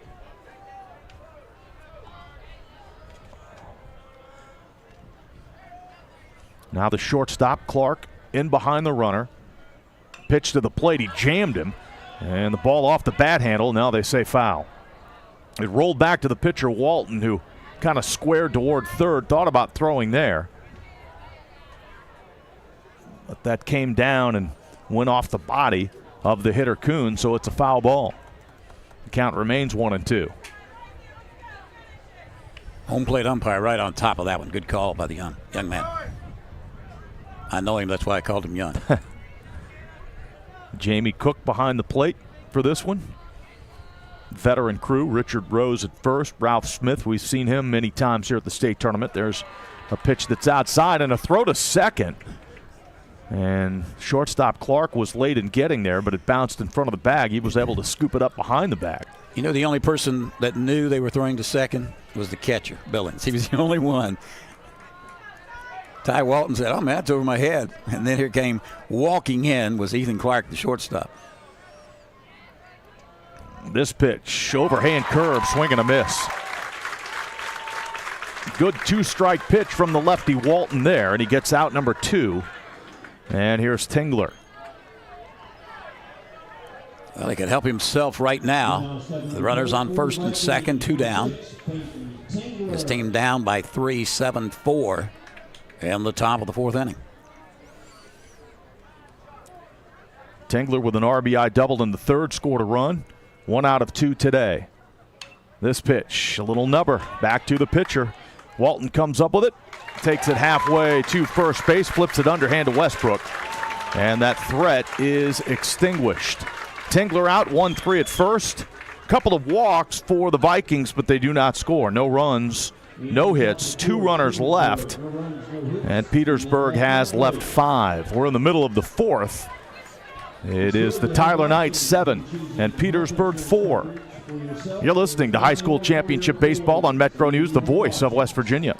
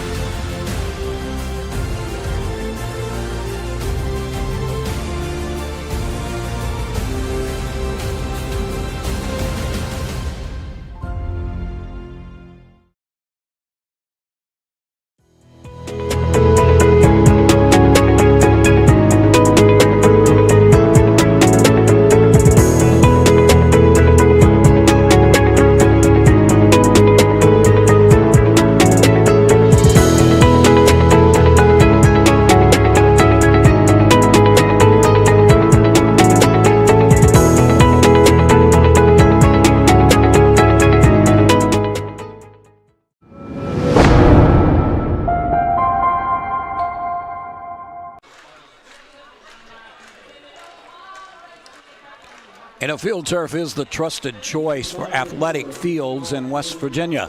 Field Turf, a proud partner of the WVSSAC, and it's nice to look out there and see that turf here at Gomart Ballpark. Here's Ethan Clark, swings at the first pitch and lines it into right field where Rohrbaugh runs that one down. So 1 pitch, 1 out for Tingler here in the bottom half of the fourth inning. It's Tyler 7, Petersburg 4, and 1 out, bases empty for the Tyler Knights in the fourth inning. Knights had their big inning, the third. They scored 6 runs in the third to take control of this game. They're up 7-4, bottom of the fourth. And there's a strike to Ty Walton. So Tingler, the right-hander, has settled in here. This pitch swung on, wrapped foul off the screen in front of the Petersburg dugout. Right now, as a team, Tyler is hitting .357. Petersburg, .307. So both teams have settled in pretty good at the plate. 5 hits for Tyler so far in this one. And another foul ball left side. That one over near the Petersburg dugout once again. Walton 0 for 1 officially. Walked in the first, looking for his first hit of the state tournament. The Tyler Knights here for the first time ever. It's been 37 years since Petersburg made the state tournament. That pitch outside.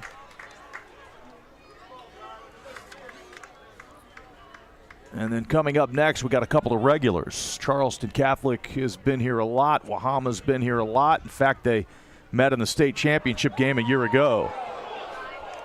There's a pitch. The home plate umpire, Jamie Cook, kind of flinched. And all the Petersburg fans thought they had a called third strike.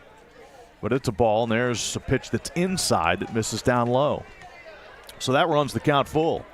Faked us out, Fred. They did indeed. Yeah, last year Charleston Catholic was the 4 seed. They won it all. Wahama, the 3 seed. They're the 3 seed again this year. This pitch swung on, fouled out of play. I'm sorry, they're the 4 seed this year, aren't they? No, Petersburg's the 4 seed. That's right. So they are the 3 seed. Yeah, the 2-3 game coming up. Same thing as it was last year. And it'll be interesting to see. Those are 2, as you mentioned, veteran ball clubs, 2 solid ball clubs. There's a pitch down low. So Walton got the second life and ends up drawing a walk here with 1 out in the fourth inning. Now starting the plate for the Knights, number 21, Hayden Brown. Tyler Knights trying to build upon this lead.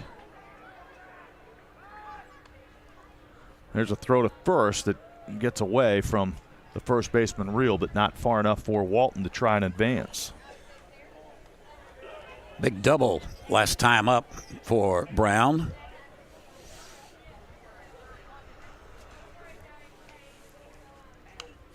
There's a foul off the screen right in front of our broadcast position. But we did not flinch, did we? No. No. That's what that screen's there for. You should tell this guy down here. Tingler gets ahead, strike one to Hayden Brown. Runner at first. This pitch hit on a loop to the shortstop. Play made by Kirkendall. Throw to first, but the runner Walton gets back in there safely. Kirkendall handles that line drive off the bat of Hayden Brown, and there's 2 outs. Well, Fred, those who vote in the Metro News baseball power rankings pretty much had Class Single A figured out. We had right. Tyler number 1 heading into the postseason. Charleston Catholic number 2. Both those teams are here. Williamstown was in the same sectional as Tyler, so Tyler eliminated number 3 Williamstown. Wahama number 4, and Petersburg at number 10. Not bad, huh? Not bad at all. And again, you get here, though, you never know what is going to happen. We saw that last year. But I think, as I mentioned to Bernie Dolan, of the 12 teams that played last year, only 3 return. I think that says something about baseball in West Virginia. I mean, you get good teams, you get some really, really nice talent. Here's Gorby at the plate. He swings and hits one into left field. That's a base hit. 2-out single off the bat of Carson Gorby. And Tyler with something going again here in the 4th inning. 2 runners on with 2 outs. And it extends the inning to Reese Davis, who had an RBI hit an inning ago in the 3rd. Yeah, he hit a solid single to center field his last time up. Came around to score. 1st and 2nd with 2 outs. And Tingler deals with Davis. Here's the pitch. He hits it foul, third base side. And that is strike 1.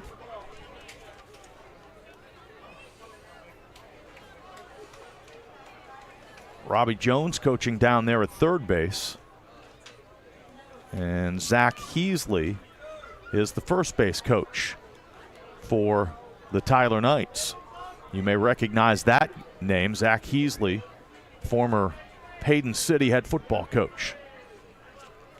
On the baseball staff here for the Tyler Knights. This pitch over the head of Davis as he ducks down. And the count's 1-1. I was looking at the different coaches, football coaches that's going to be new this year. They got a lot. A lot of them. You got a lot to sort out before August. I'll work on that. There's a curveball in there for a strike. Well, when you head to the beach, yes, take all that work with you. Yes. Sit in your beach chair and figure out who's where. I was thinking about sitting in the air-conditioned room and doing that, huh?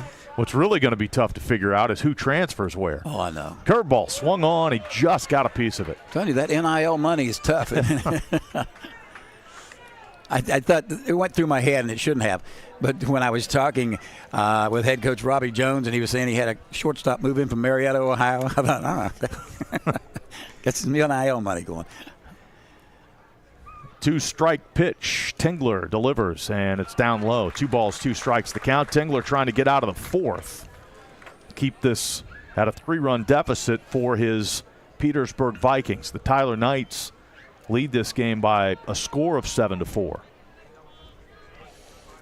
Tyler batting in the bottom half of the 4th, way high with that pitch again. So a 3-2 count with 2 outs, and again, the runners will be on the move. That was the case when Helmick shot that one into left field. All the runners were in motion, and all 3 scored. Here's a fake throw to second base as Tingler spun off the pitcher's rubber and bluffed a throw to second. Full count. Big slugging first baseman Owen Westbrook on deck. He's walked and been hit by a pitch. Timeout called by the hitter Davis. He steps out. We're in the 4th inning of game 1. Single A semifinal round game number 1. There's another foul. Got it on the hands that time. Davis fought it off, and fouled it off over the Tyler Consolidated dugout. So he stays alive. We'll have another 3-2 pitch. Runner at second takes his lead after retagging. No one holding him on. The pitch outside, ball 4. Bases loaded again for the Tyler Knights.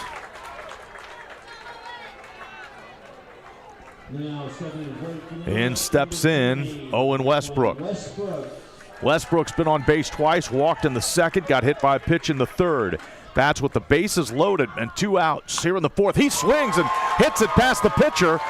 Diving stop by the shortstop. They get the out at second base. Tremendous play by Kirkendall as he was on the second base side of the bag coming from shortstop.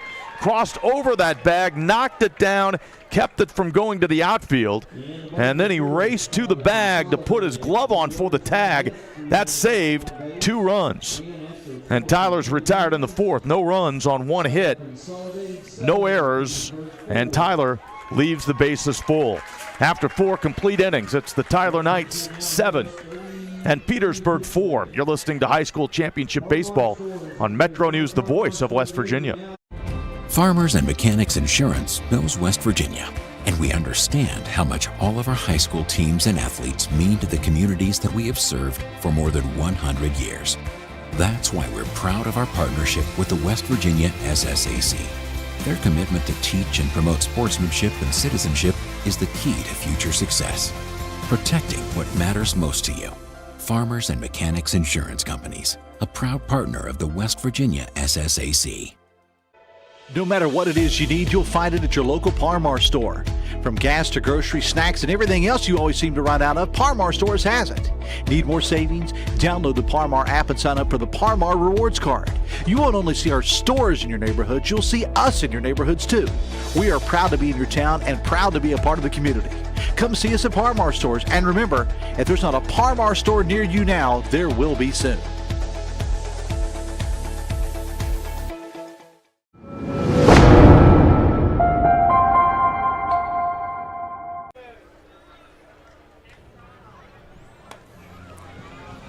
Chick-fil-A and its 18 West Virginia owner-operators salute the more than 86,000 boys and girls that participate in scholastic sports in our state.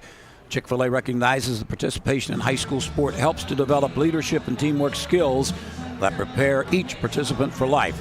The same values that Chick-fil-A in your community shares. Chick-fil-A, proud to support West Virginia high school sports. Our score 7-4. As we head to the top of the 5th inning. And Petersburg try to get something going, get back in this one, getting a little late. Tyler Consolidated trying to get to the state championship game. And its first ever appearance here at the tournament. And they're in control here, up 3 runs. And they've got Walton on the mound. Both teams have gone to the bullpen. And the Tyler Knights have the school's all-time strikeouts leader on the mound, trying to get the final 9 outs here to send them to the state championship tournament. Ethan Taylor leads off. He takes ball 1 high. This pitch is in there for a strike as Taylor squared to bunt. That brought Brown charging down the line from third base. Pitch number 40 that time for Walton. 21 strikes, 19 balls.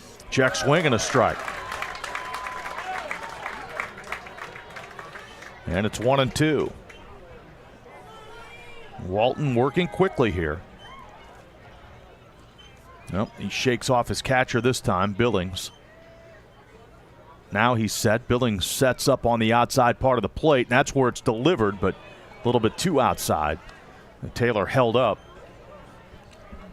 And the count is 2 balls, 2 strikes.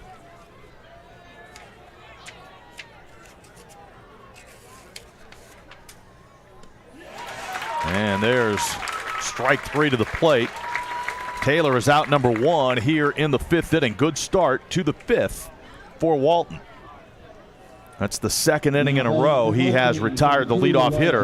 And that was after Petersburg got the leadoff hitter on base the first 3 innings.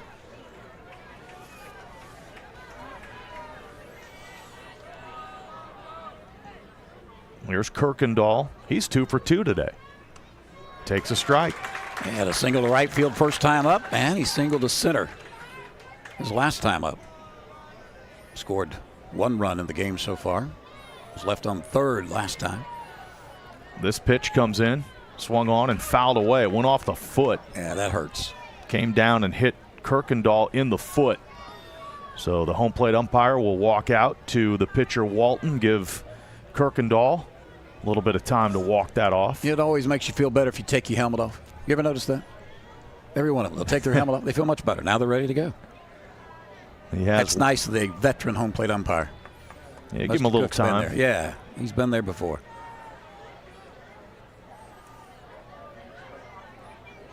And Kirkendall will step back in there. Down in the count, 0-2.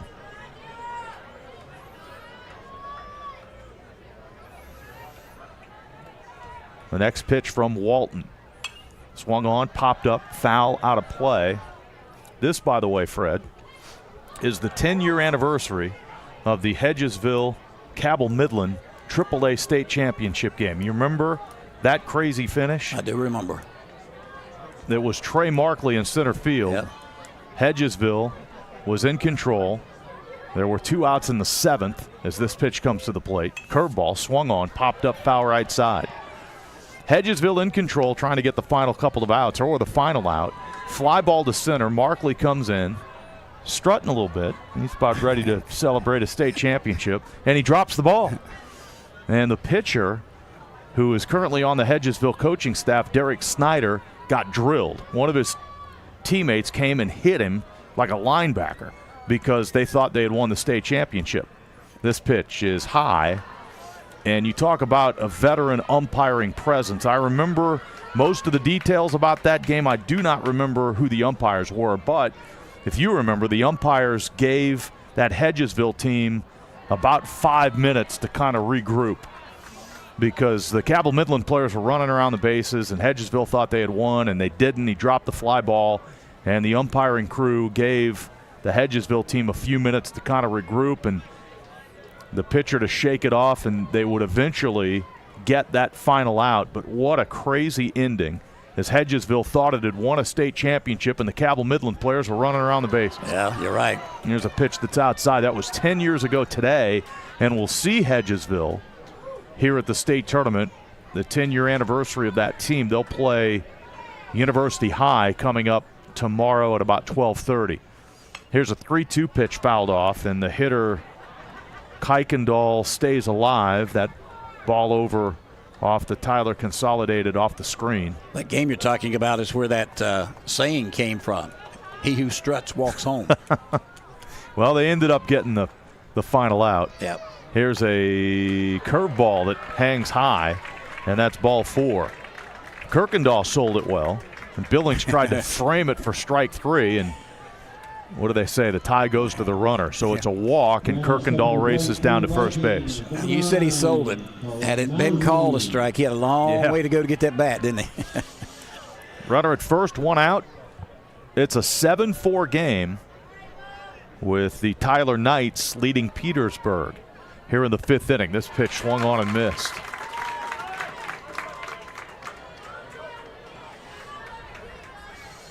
Hedgesville won that game over Cabell Midland. They did record the 21st out and dogpiled for real the second time. And 10 years ago, they'll be back to try and win the school's second state championship. Runner Kirkendall was leaning, and Walton threw over there, nearly picked him off. I'll tell you what, there's great baseball all around the state, but you come out of the Eastern Panhandle like Hedgesville is doing this year, you've done something. Because they have a veteran coach over there, Lowry, is that his name? I mean, Jefferson's always good. Martinsburg has been here many times. So we referenced the single A Metro News Power Rankings. In triple A, heading into the postseason, Jefferson was number 1. Mm-hmm. And you mentioned Martinsburg. They were number 6. And Hedgesville at number 8. Here's a check swing and a pitch that's high. So Hedgesville had to get through Jefferson and Martinsburg to get to Charleston. They did beat Jefferson, 2 dramatic wins in the regionals to knock off the number 1 team, at least in the Metro News rankings, to get back to state. Those AAA semifinals are tomorrow. There's a strike call. It's Colin Mozzie at the plate, and the count's 1-2. Then you come to this part of the state, AAA, and you've got your Hurricanes that's not here.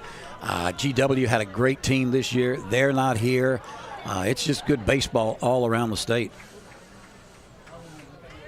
1-2 pitch to Mozzie, and a called third strike. He knew it. Got fooled with a breaking pitch. One of the best that Walton has thrown since he entered the contest. Snapped that one off. Broke right over the plate. Out number 2. And Caden Arbaugh comes to the plate with the runner at first and 2 outs as we play in the 5th. This pitch in there for a strike. This is Walton's second full inning of work. He came in the 3rd. Lob throw over to first base, and Kirkendall's back in there safely. 7-4 the score. The Tyler Knights leading Petersburg. Petersburg batting here in the 5th.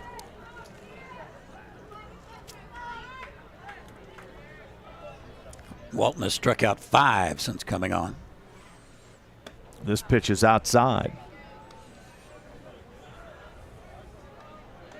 Jaden Helmick struggled a bit as the starter and picked up by his future Glenville State teammate. Walton on the mound here, pitching in the 5th. There's a strike to the plate.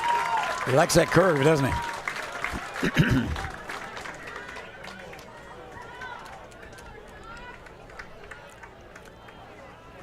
1-2 the count. 1 strike away from getting out of the 5th inning and preserving this 3-run lead. Runner extends his lead at first base, and here's the pitch to the plate. Swing and a miss. That will end the inning as Walton ends up striking out 3 hitters in that inning. He worked around a 1-out walk. No runs, no hits, no errors, and a runner left. We are in the middle of the 5th. It's the Tyler Knights 7 and Petersburg 4. You're listening to High School Championship Baseball on Metro News, the voice of West Virginia.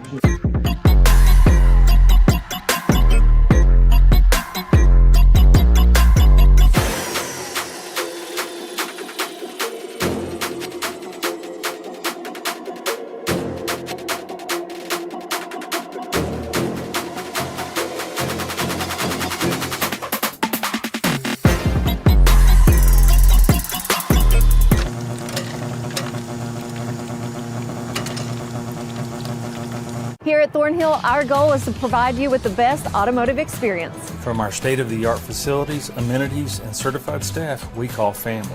You'll be offered the best experience you deserve.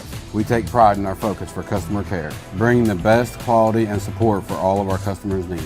What are you waiting for? It's your time to get behind the wheel with Thornhill. Get started now at thornhillautomotive.com. Just tag it at Thornhill, where it's all here for you. US 119 Chapmanville and Logan, WV to Belfry, Kentucky.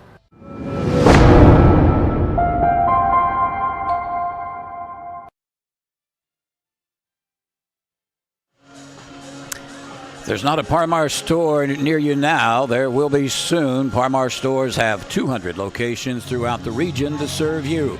Parmar Stores is the official store of high school sports in West Virginia. We're at the park with Petersburg, trailing Tyler Consolidated 7-4 as we head to the bottom of the 5th inning.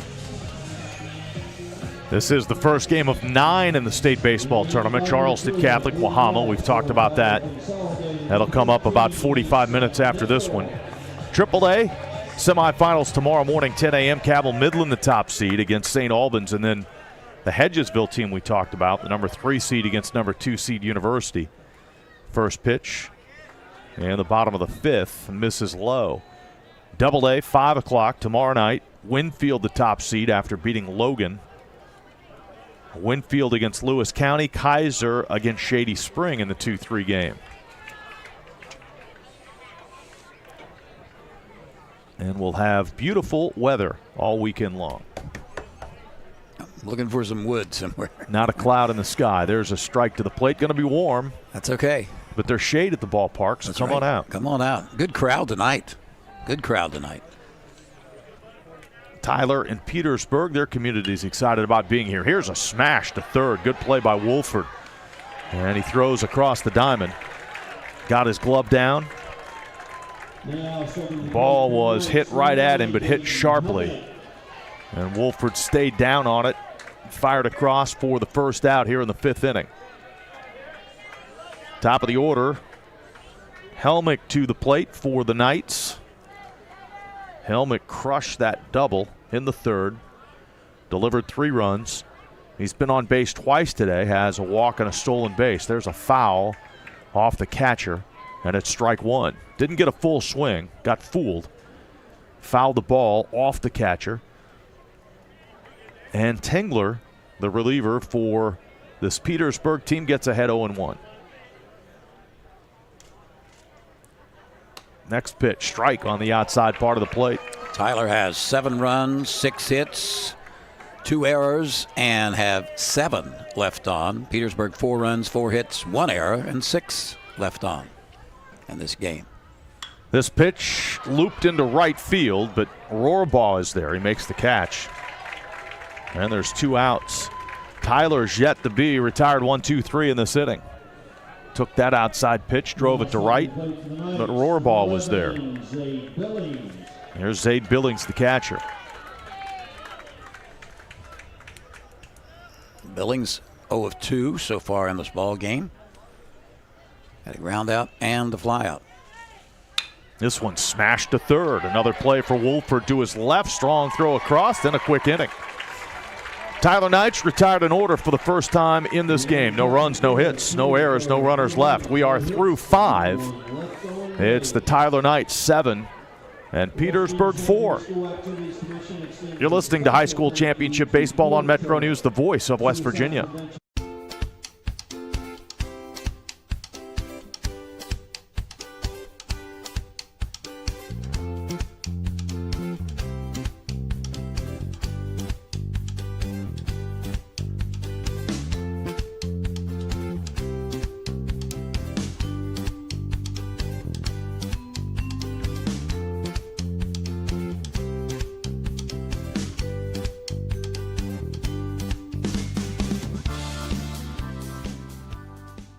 Hi, I'm Heather, and a little thing I love about the Chick-fil-A chicken sandwich is getting the perfect bite. It's probably not the first bite, it's the second or the third, with the juicy chicken and the delicious pickle. The bite with the pickle is it. I mean, that is like the magic combination. Hi, I'm Jennifer. A little thing I love about the Chick-fil-A chicken sandwich is the combination of the warm, soft bun against this delicious piece of chicken. The bun is just this soft little hug around the chicken that's so perfect in every bite.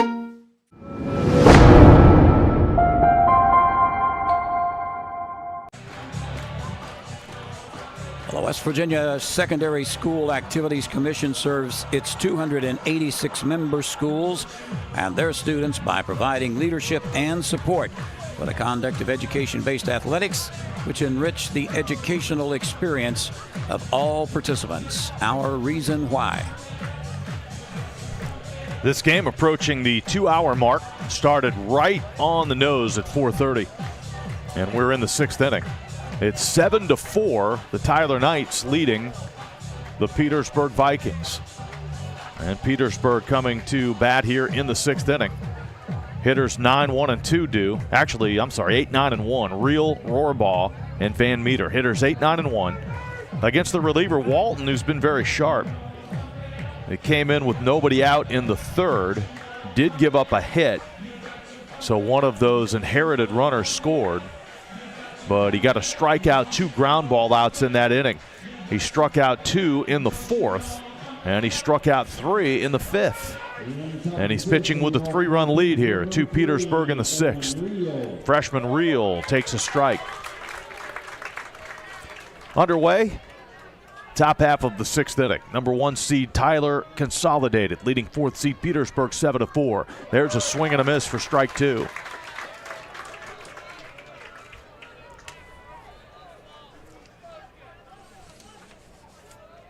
Walton ahead quickly, the lefty. with a long look in. Now he brings it to the plate. Down on the turf. 1 ball and 2 strikes the count. Chris Lawrence pointed out earlier that Tyler Consolidated, a consolidation of Tyler County High School in Sistersville. There's a swing and a miss. Strikeout of Real. That's out number 1 here in the 6th inning. Now batting for Vikings. And the Knights counting down the outs here. They're 5 outs away from advancing to the state championship game for the first time.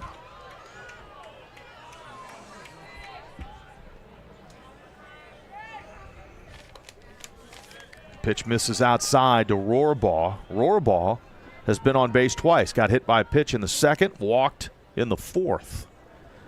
And Petersburg needs base runners here. There's a swing and a miss. Talk about Tyler advancing if they win this one to the state title game for the first time. Petersburg actually has a couple of state championships. This is inside. That pushes that hitter back off the plate. 1986, they beat Wayne 13-2. 1980, they beat Buffalo, and there was a Buffalo Putnam at the time. Beat them 5-3, and 1976, they lost to Huntington Vincent 8-1. We talk about an athletic school that was. Vincent out of Huntington. Ooh. All sports. They were very talented. 2-2 the count to Rohrbaugh here. This pitch way outside. Lost the grip on that breaking pitch. It sailed outside. Petersburg, they need to get to work here. Yeah, they're running out of time.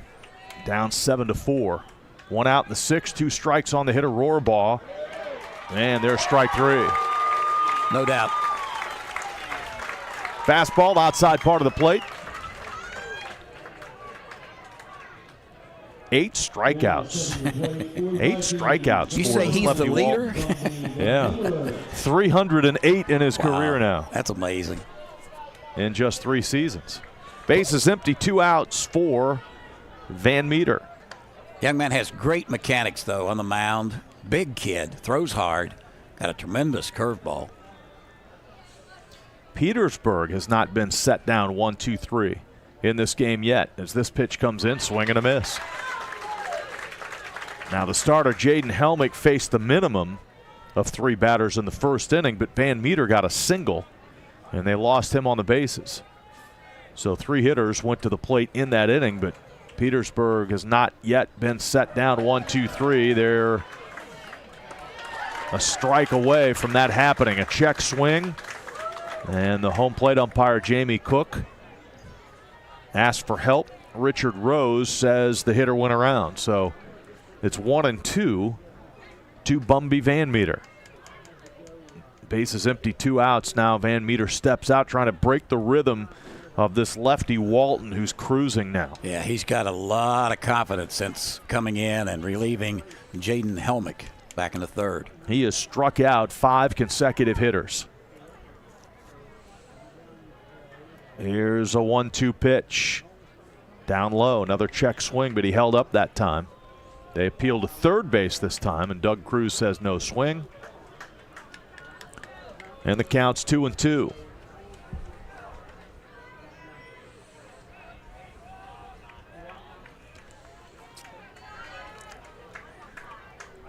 Walton hides behind the glove. Now he drops the hands, brings it to the plate.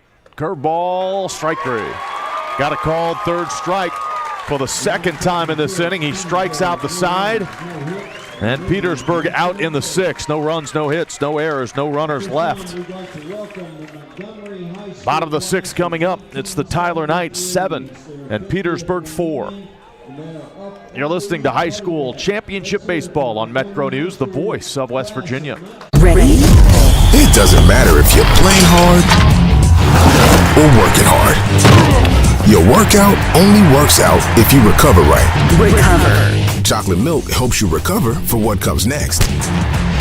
It's delicious and contains the right mix of protein and carbs to help refuel exhausted muscles. Ready? Recover. Repeat. Chocolate milk, the official beverage of high school sports, is brought to you by the American Dairy Association Mideast. We are there for you, to care for you at the health are here for you. The health plan is a proud partner with the West Virginia SSAC and has been your most trusted carrier for over 40 years. Log on to healthplan.org for more information. We are there for you, to care for you at the health plan. We are here for you.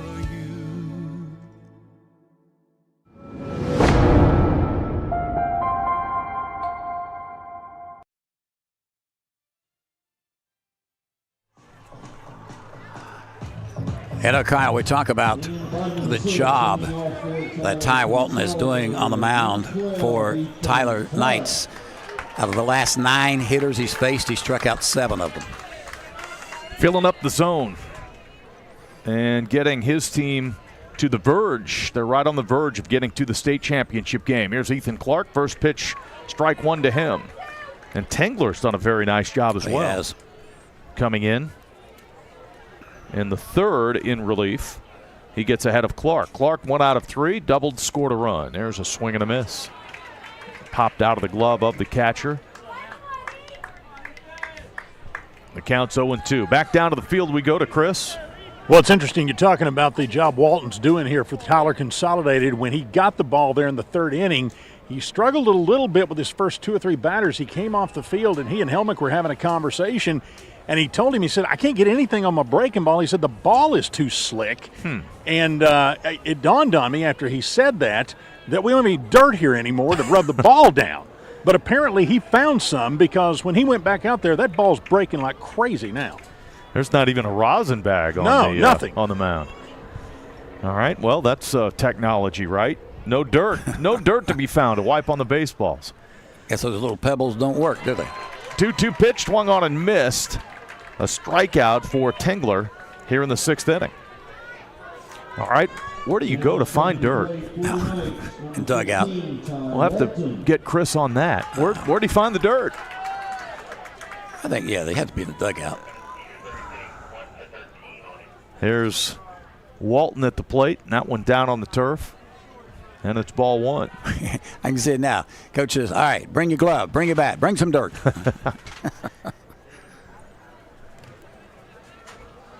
Ball 1 to Ty Walton.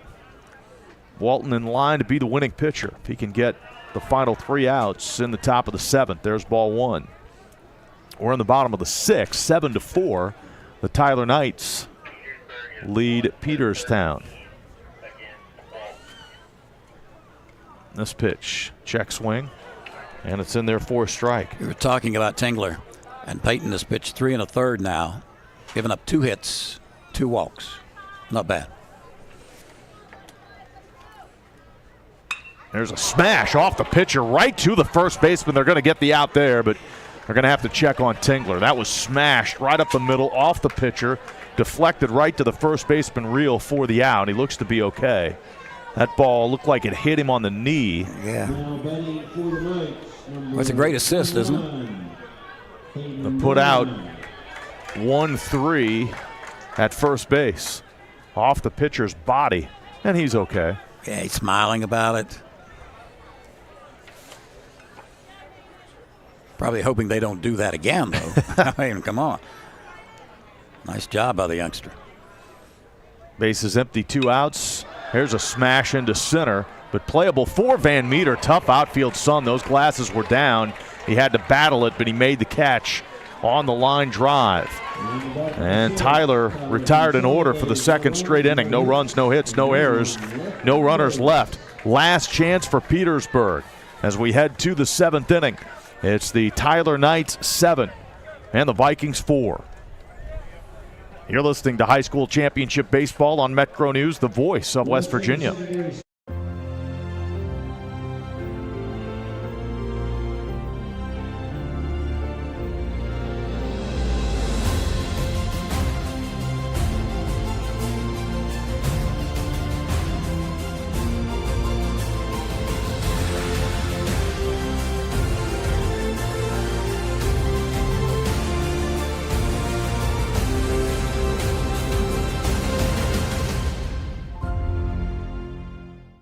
Here at Thornhill, our goal is to provide you with the best automotive experience. From our state-of-the-art facilities, amenities, and certified staff we call family.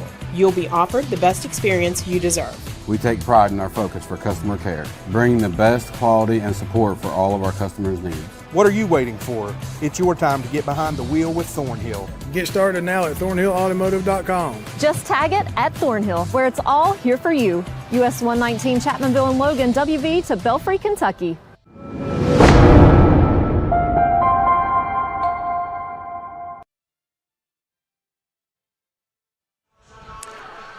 Well, as we head to the top of the 7th inning, the Petersburg Vikings have only 4 hits in this ballgame. They've left 6 runners on base, so they need to get some base runners. They trail it 7-4.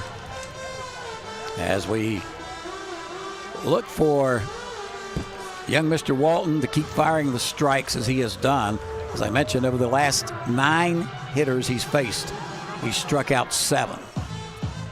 And Fred Petersburg just 1 out of 13 at the plate against Walton. The second batter he faced was Elijah Kirkendall. That was in the 3rd. Kirkendall delivered an RBI hit as Walton came into the game with some runners on base. Kirkendall got an RBI hit.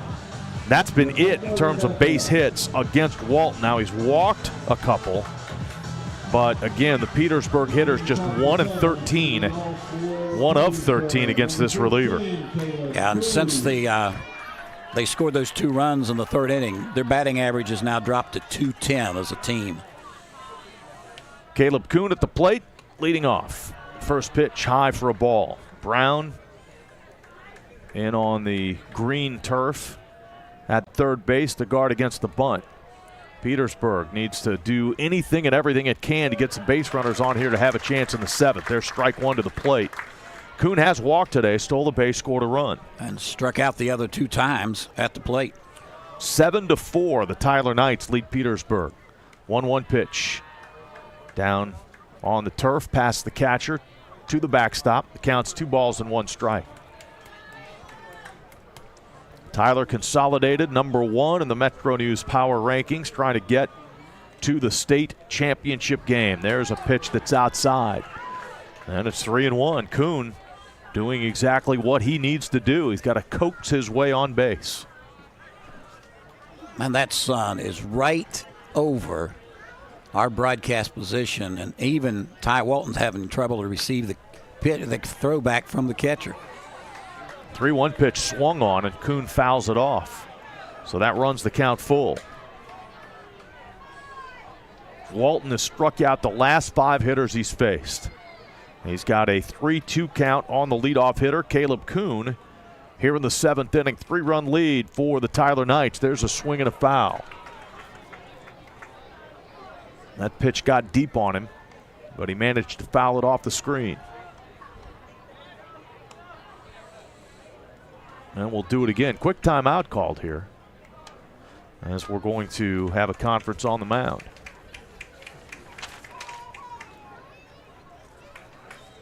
Again, Tyler Knight's coach, Robbie Jones. He talked with the catcher, Zay Billings, right before he started the conversation with Ty Walton. I'm sure he wanted to make sure that he's still throwing the ball.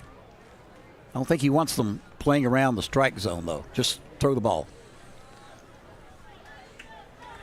You've got a 3-run lead, and that's not a comfortable lead for any head coach.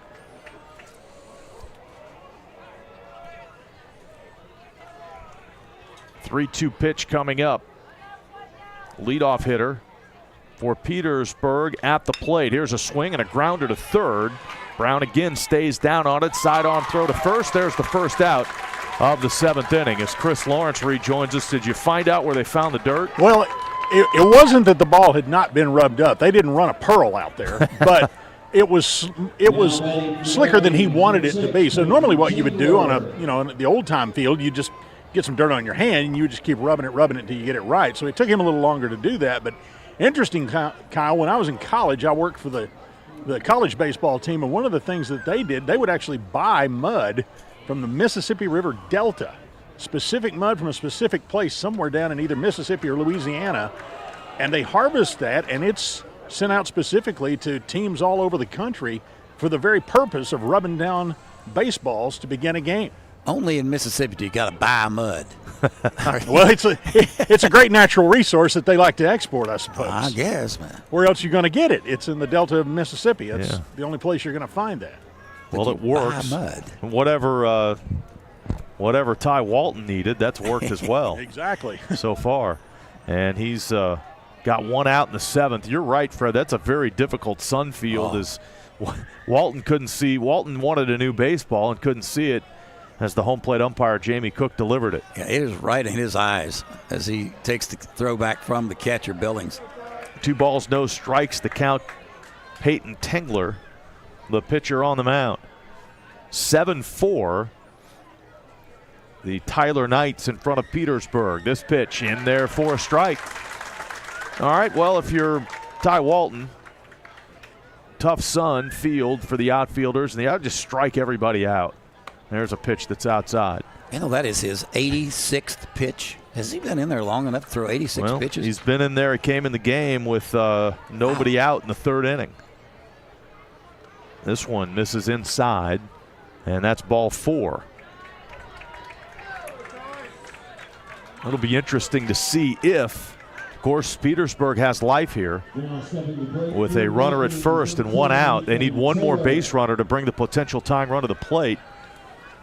It'll be interesting to see how the Tyler Knights sort out their pitchers for the championship game if they get there. They've used Ty Walton's each of their not first gonna 2. figure in. There's the pitch to the plate, and it's in there for a strike. Walton gets ahead of Ethan Taylor. Taylor's 0 for 2 officially with a walk and a run scored. 7-4. Tyler Knights ahead of Petersburg here in the 7th. This pitch outside. Snap throw to first. Back to the bag is Tengler. Runner at first with 1 out. Walton had set down 6 in a row prior to the walk by Tengler. Jaden Helmick would be all right. He threw 49 pitches when he was in there. So they wouldn't play until Saturday, so he would be fine to come back. Reese Davis, the most likely option to start Saturday for this Tyler Consolidated team. There's a pitch down low, but again, they've got to get there first. Right. The toughest 3 outs are the final 3. You're right about that. Petersburg, they proved back in the 2nd and 3rd innings that they can hit the ball. They've got their 4-hitter at the plate, and a pitch is way outside.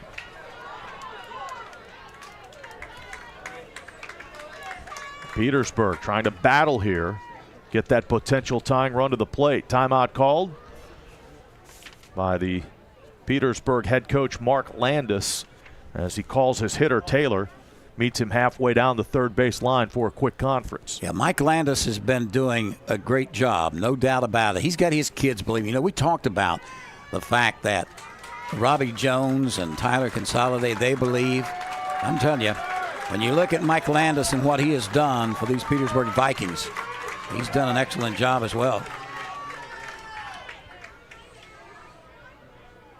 This pitch is high. There's ball 4. There we go. Tying run comes to the plate. The last 2 runners, both walks.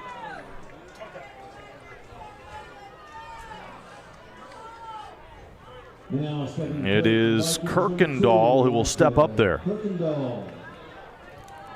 Shortstop has hit the ball well. 2 for 2. He also walked in the game. There's ball 1 to him.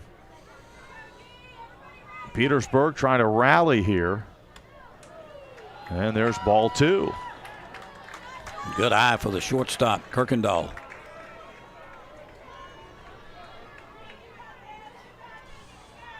The 2-0 pitch with the 2 runners on, 1 out, 7th inning. There's a strike. Got that one over. And the count is 2-1. Only 1 down in the inning. Strike 2. Yeah, that was right down Broadway that time. Think it's time for that little curve that Ty Walton likes? 2 balls, 2 strikes the count. Low target, and the pitch is too low. That runs the count full.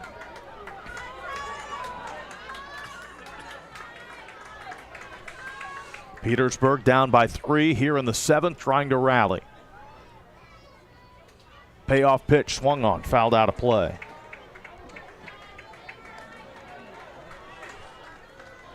And we'll do it again. Full count pitch.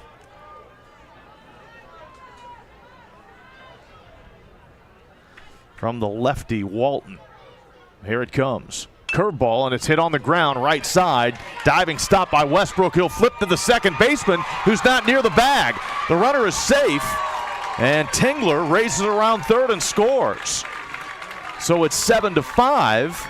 Taylor winds up at third, and the potential tying run is on base. That ball hit on the ground to the right side of the infield. The first baseman, Westbrook, knocked it down, and from a sitting position on the turf, tried to flip it to the second baseman, Davis, covering, and the throw wasn't even close. So an infield single, and a run is in. First and third, 1 out. Colin Mozzie at the plate. The potential tying runs are on base for Petersburg here in the 7th. We'll see how they play it. They're holding Kirkendall on first base. They don't want to give up that bag. Here's a swing and a pop-up foul. That'll drift into the stands. The last row of seats directly behind the Petersburg dugout, strike 1. Mozzie's 0 for 2. Had a ground out to shortstop. Back in the 3rd, he walked in the 2nd. If you're Tyler, you don't want to give up second base to Kirkendall. That would put the potential tying run in scoring position. You could tie the game with a base hit. So they're going to hold him on. Right-handed hitter at the plate. Mozzie 0 for 2. And the pitch. Curve in there for a strike. Well, if you're Robbie Jones, you got to be thinking, because that was pitch number 101. So he's getting close to that 110 mark. The lefty, Walton, is set. Here's the pitch. Just missed the outside corner. That's a very good point, Fred. I mean, Petersburg's worked deep into the count here. A couple of walks. And he's pretty close to having to come out of this game if Petersburg can keep it going. Yeah, he could use a ground ball. 1-2 pitch fouled out of play. There's another pitch. So if you're under 110, you can start a batter. Right. I'll tell you, Mozzie's hanging tough. He's fouling off the pitches he can't catch up to. And while he does that, the pitch count continues to climb. Next pitch to the plate. Runner goes for second. Swing and a miss. There's a strikeout for out number 2. Kirkendall dives into second. They didn't throw through, so he's there. But again, the Tyler Knights just concerned about getting the 21st out here. Strikeout of Mozzie. That's out number 2 in the 7th. And the catcher, Arbaugh, comes to the plate. Second and third, 2 outs. Tying runs on base, 7-5. That's the lead for the Tyler Knights. Arbaugh looking for his first hit today. Taylor at third, Kirkendall at second. Here's the pitch. He's going to take till he gets a strike, and there's ball 1 down low. He showed bunt, no intentions of bunting, obviously. He was taking a pitch. The freshman Owen Reel waits on deck. Here's the next pitch. In there for a strike. It's 1-1. Arbaugh is going to have to swing the bat now with anything close. 1-1 the count.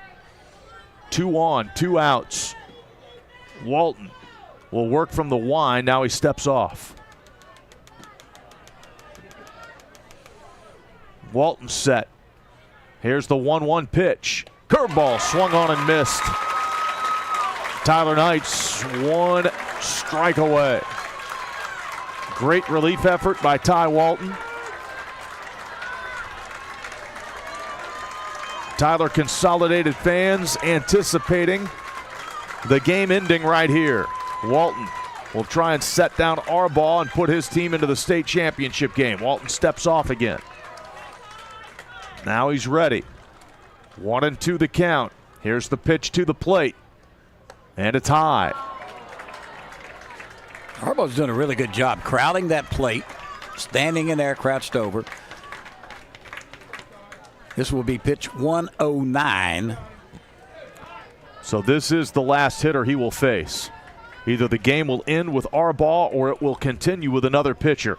2-strike pitch. Curveball! Swing and a miss. Ty Walton comes in, and on pitch 110, he finishes off Petersburg.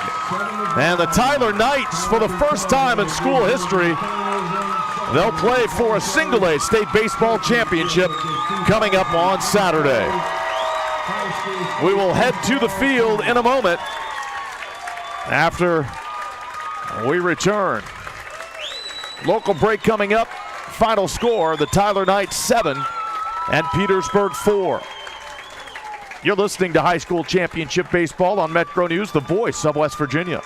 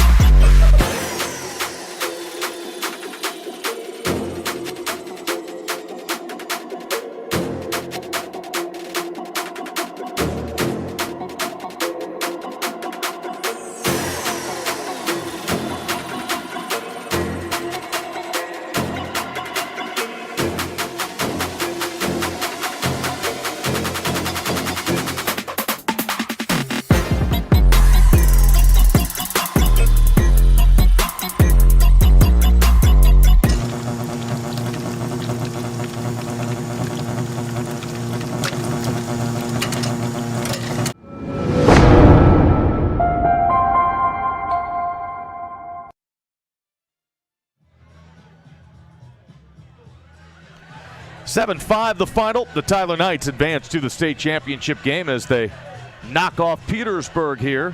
And let's head down to the field with Chris. Well, Coach, congratulations. You're on to championship Saturday. What's it feel like? It feels great. We've been talking about coming down here since January. We just believed the whole way. We were really happy to get down here, but we knew the magic number was still 2. We have 2 games to win down here, and that's one of them if we want to meet all of our goals for the season. You came in here, you started Helmick, he pitched well to the 3rd inning, they got to him. You brought in Walton. Talk about his performance to finish this thing out. Yeah, Jaden Helmick's 9-0 on the year, and he's eligible to pitch Saturday if we need him, so we're in a pretty good position there. Ty Walton has just been a bulldog his whole career. He didn't get to play COVID year, but 3 seasons he's just been one of the best pitchers in the state. He'll be a 3-time All-State pitcher, and he has over 300 Ks for his career. This doesn't seem like a team that gets butterflies very much, even in the big moment on the big stage here. Even when they were down 4-1, you talked about it before the game. You guys have come from behind many times this year. Yeah, we've played a lot of good competition. We believe in doing that to make ourselves better as a team. We try to learn the game every day. We've been working at it really hard even recently. You know, we work hard in practice, and tonight we're even still teaching the game when the opportunity arises. All right, so are you guys going back to Tyler County, or are you staying here in Charleston until Saturday? We're staying here till Saturday. All right, great trip for the guys. Y'all have fun. Thank you, sir. There he is, guys. Coach Jones, and they'll be in the title game on Saturday here at Go-Mart Ballpark. Indeed, head coach Robbie Jones taking his Tyler Knights to the state championship game, and that will come up. The first game on Saturday, the Tyler Knights will play the winner between Charleston Catholic and Wahama at 10 a.m. on Saturday morning. We'll have video coverage at the website, wvmetronews.com, and on the Metro News Radio Network beginning at 9:45. Tremendous relief job by Ty Walton. He strikes out 11 as he comes in and earns the victory in relief. And again, the Tyler Knights offense coming alive with that 6-run 3rd inning, the key blow, the 3-run double off the bat of Jaden Helmick. Once again, the final score, the Tyler Knights defeat Petersburg by a final of 7-5. And we'll hear some of the highlights of this contest when we return. You're listening to High School Championship Baseball on Metro News, the voice of West Virginia.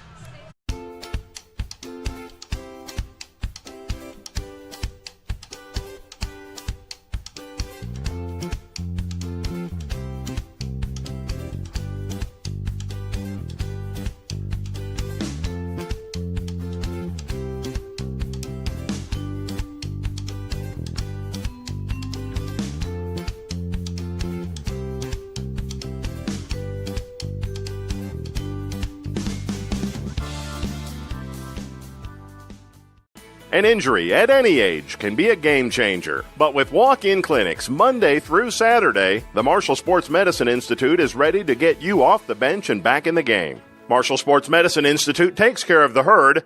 Let us take care of you. Little General Stores has been serving West Virginia communities for almost 5 decades. That's nearly 50 years of providing those essential needs for your daily journey. We are so grateful to be a small part of your lives, and we want to recognize the integral part of our operation, the LG family. We know these last couple years haven't been easy, but with every sunrise and sunset, you keep us going. To the LG family, the moms, dads, sisters, brothers, sons, and daughters of West Virginia, thank you. An injury at any age can be a game changer. But with walk-in clinics Monday through Saturday, the Marshall Sports Medicine Institute is ready to get you off the bench and back in the game. Marshall Sports Medicine Institute takes care of the herd. Let us take care of you. Here at Thornhill, our goal is to provide you with the best automotive experience. From our state-of-the-art facilities, amenities, and certified staff we call family. You'll be offered the best experience you deserve. We take pride in our focus for customer care, bringing the best quality and support for all of our customers' needs. What are you waiting for? It's your time to get behind the wheel with Thornhill. Get started now at thornhillautomotive.com. Just tag it at Thornhill, where it's all here for you. US 119 Chapmanville and Logan, WV to Belfry, Kentucky.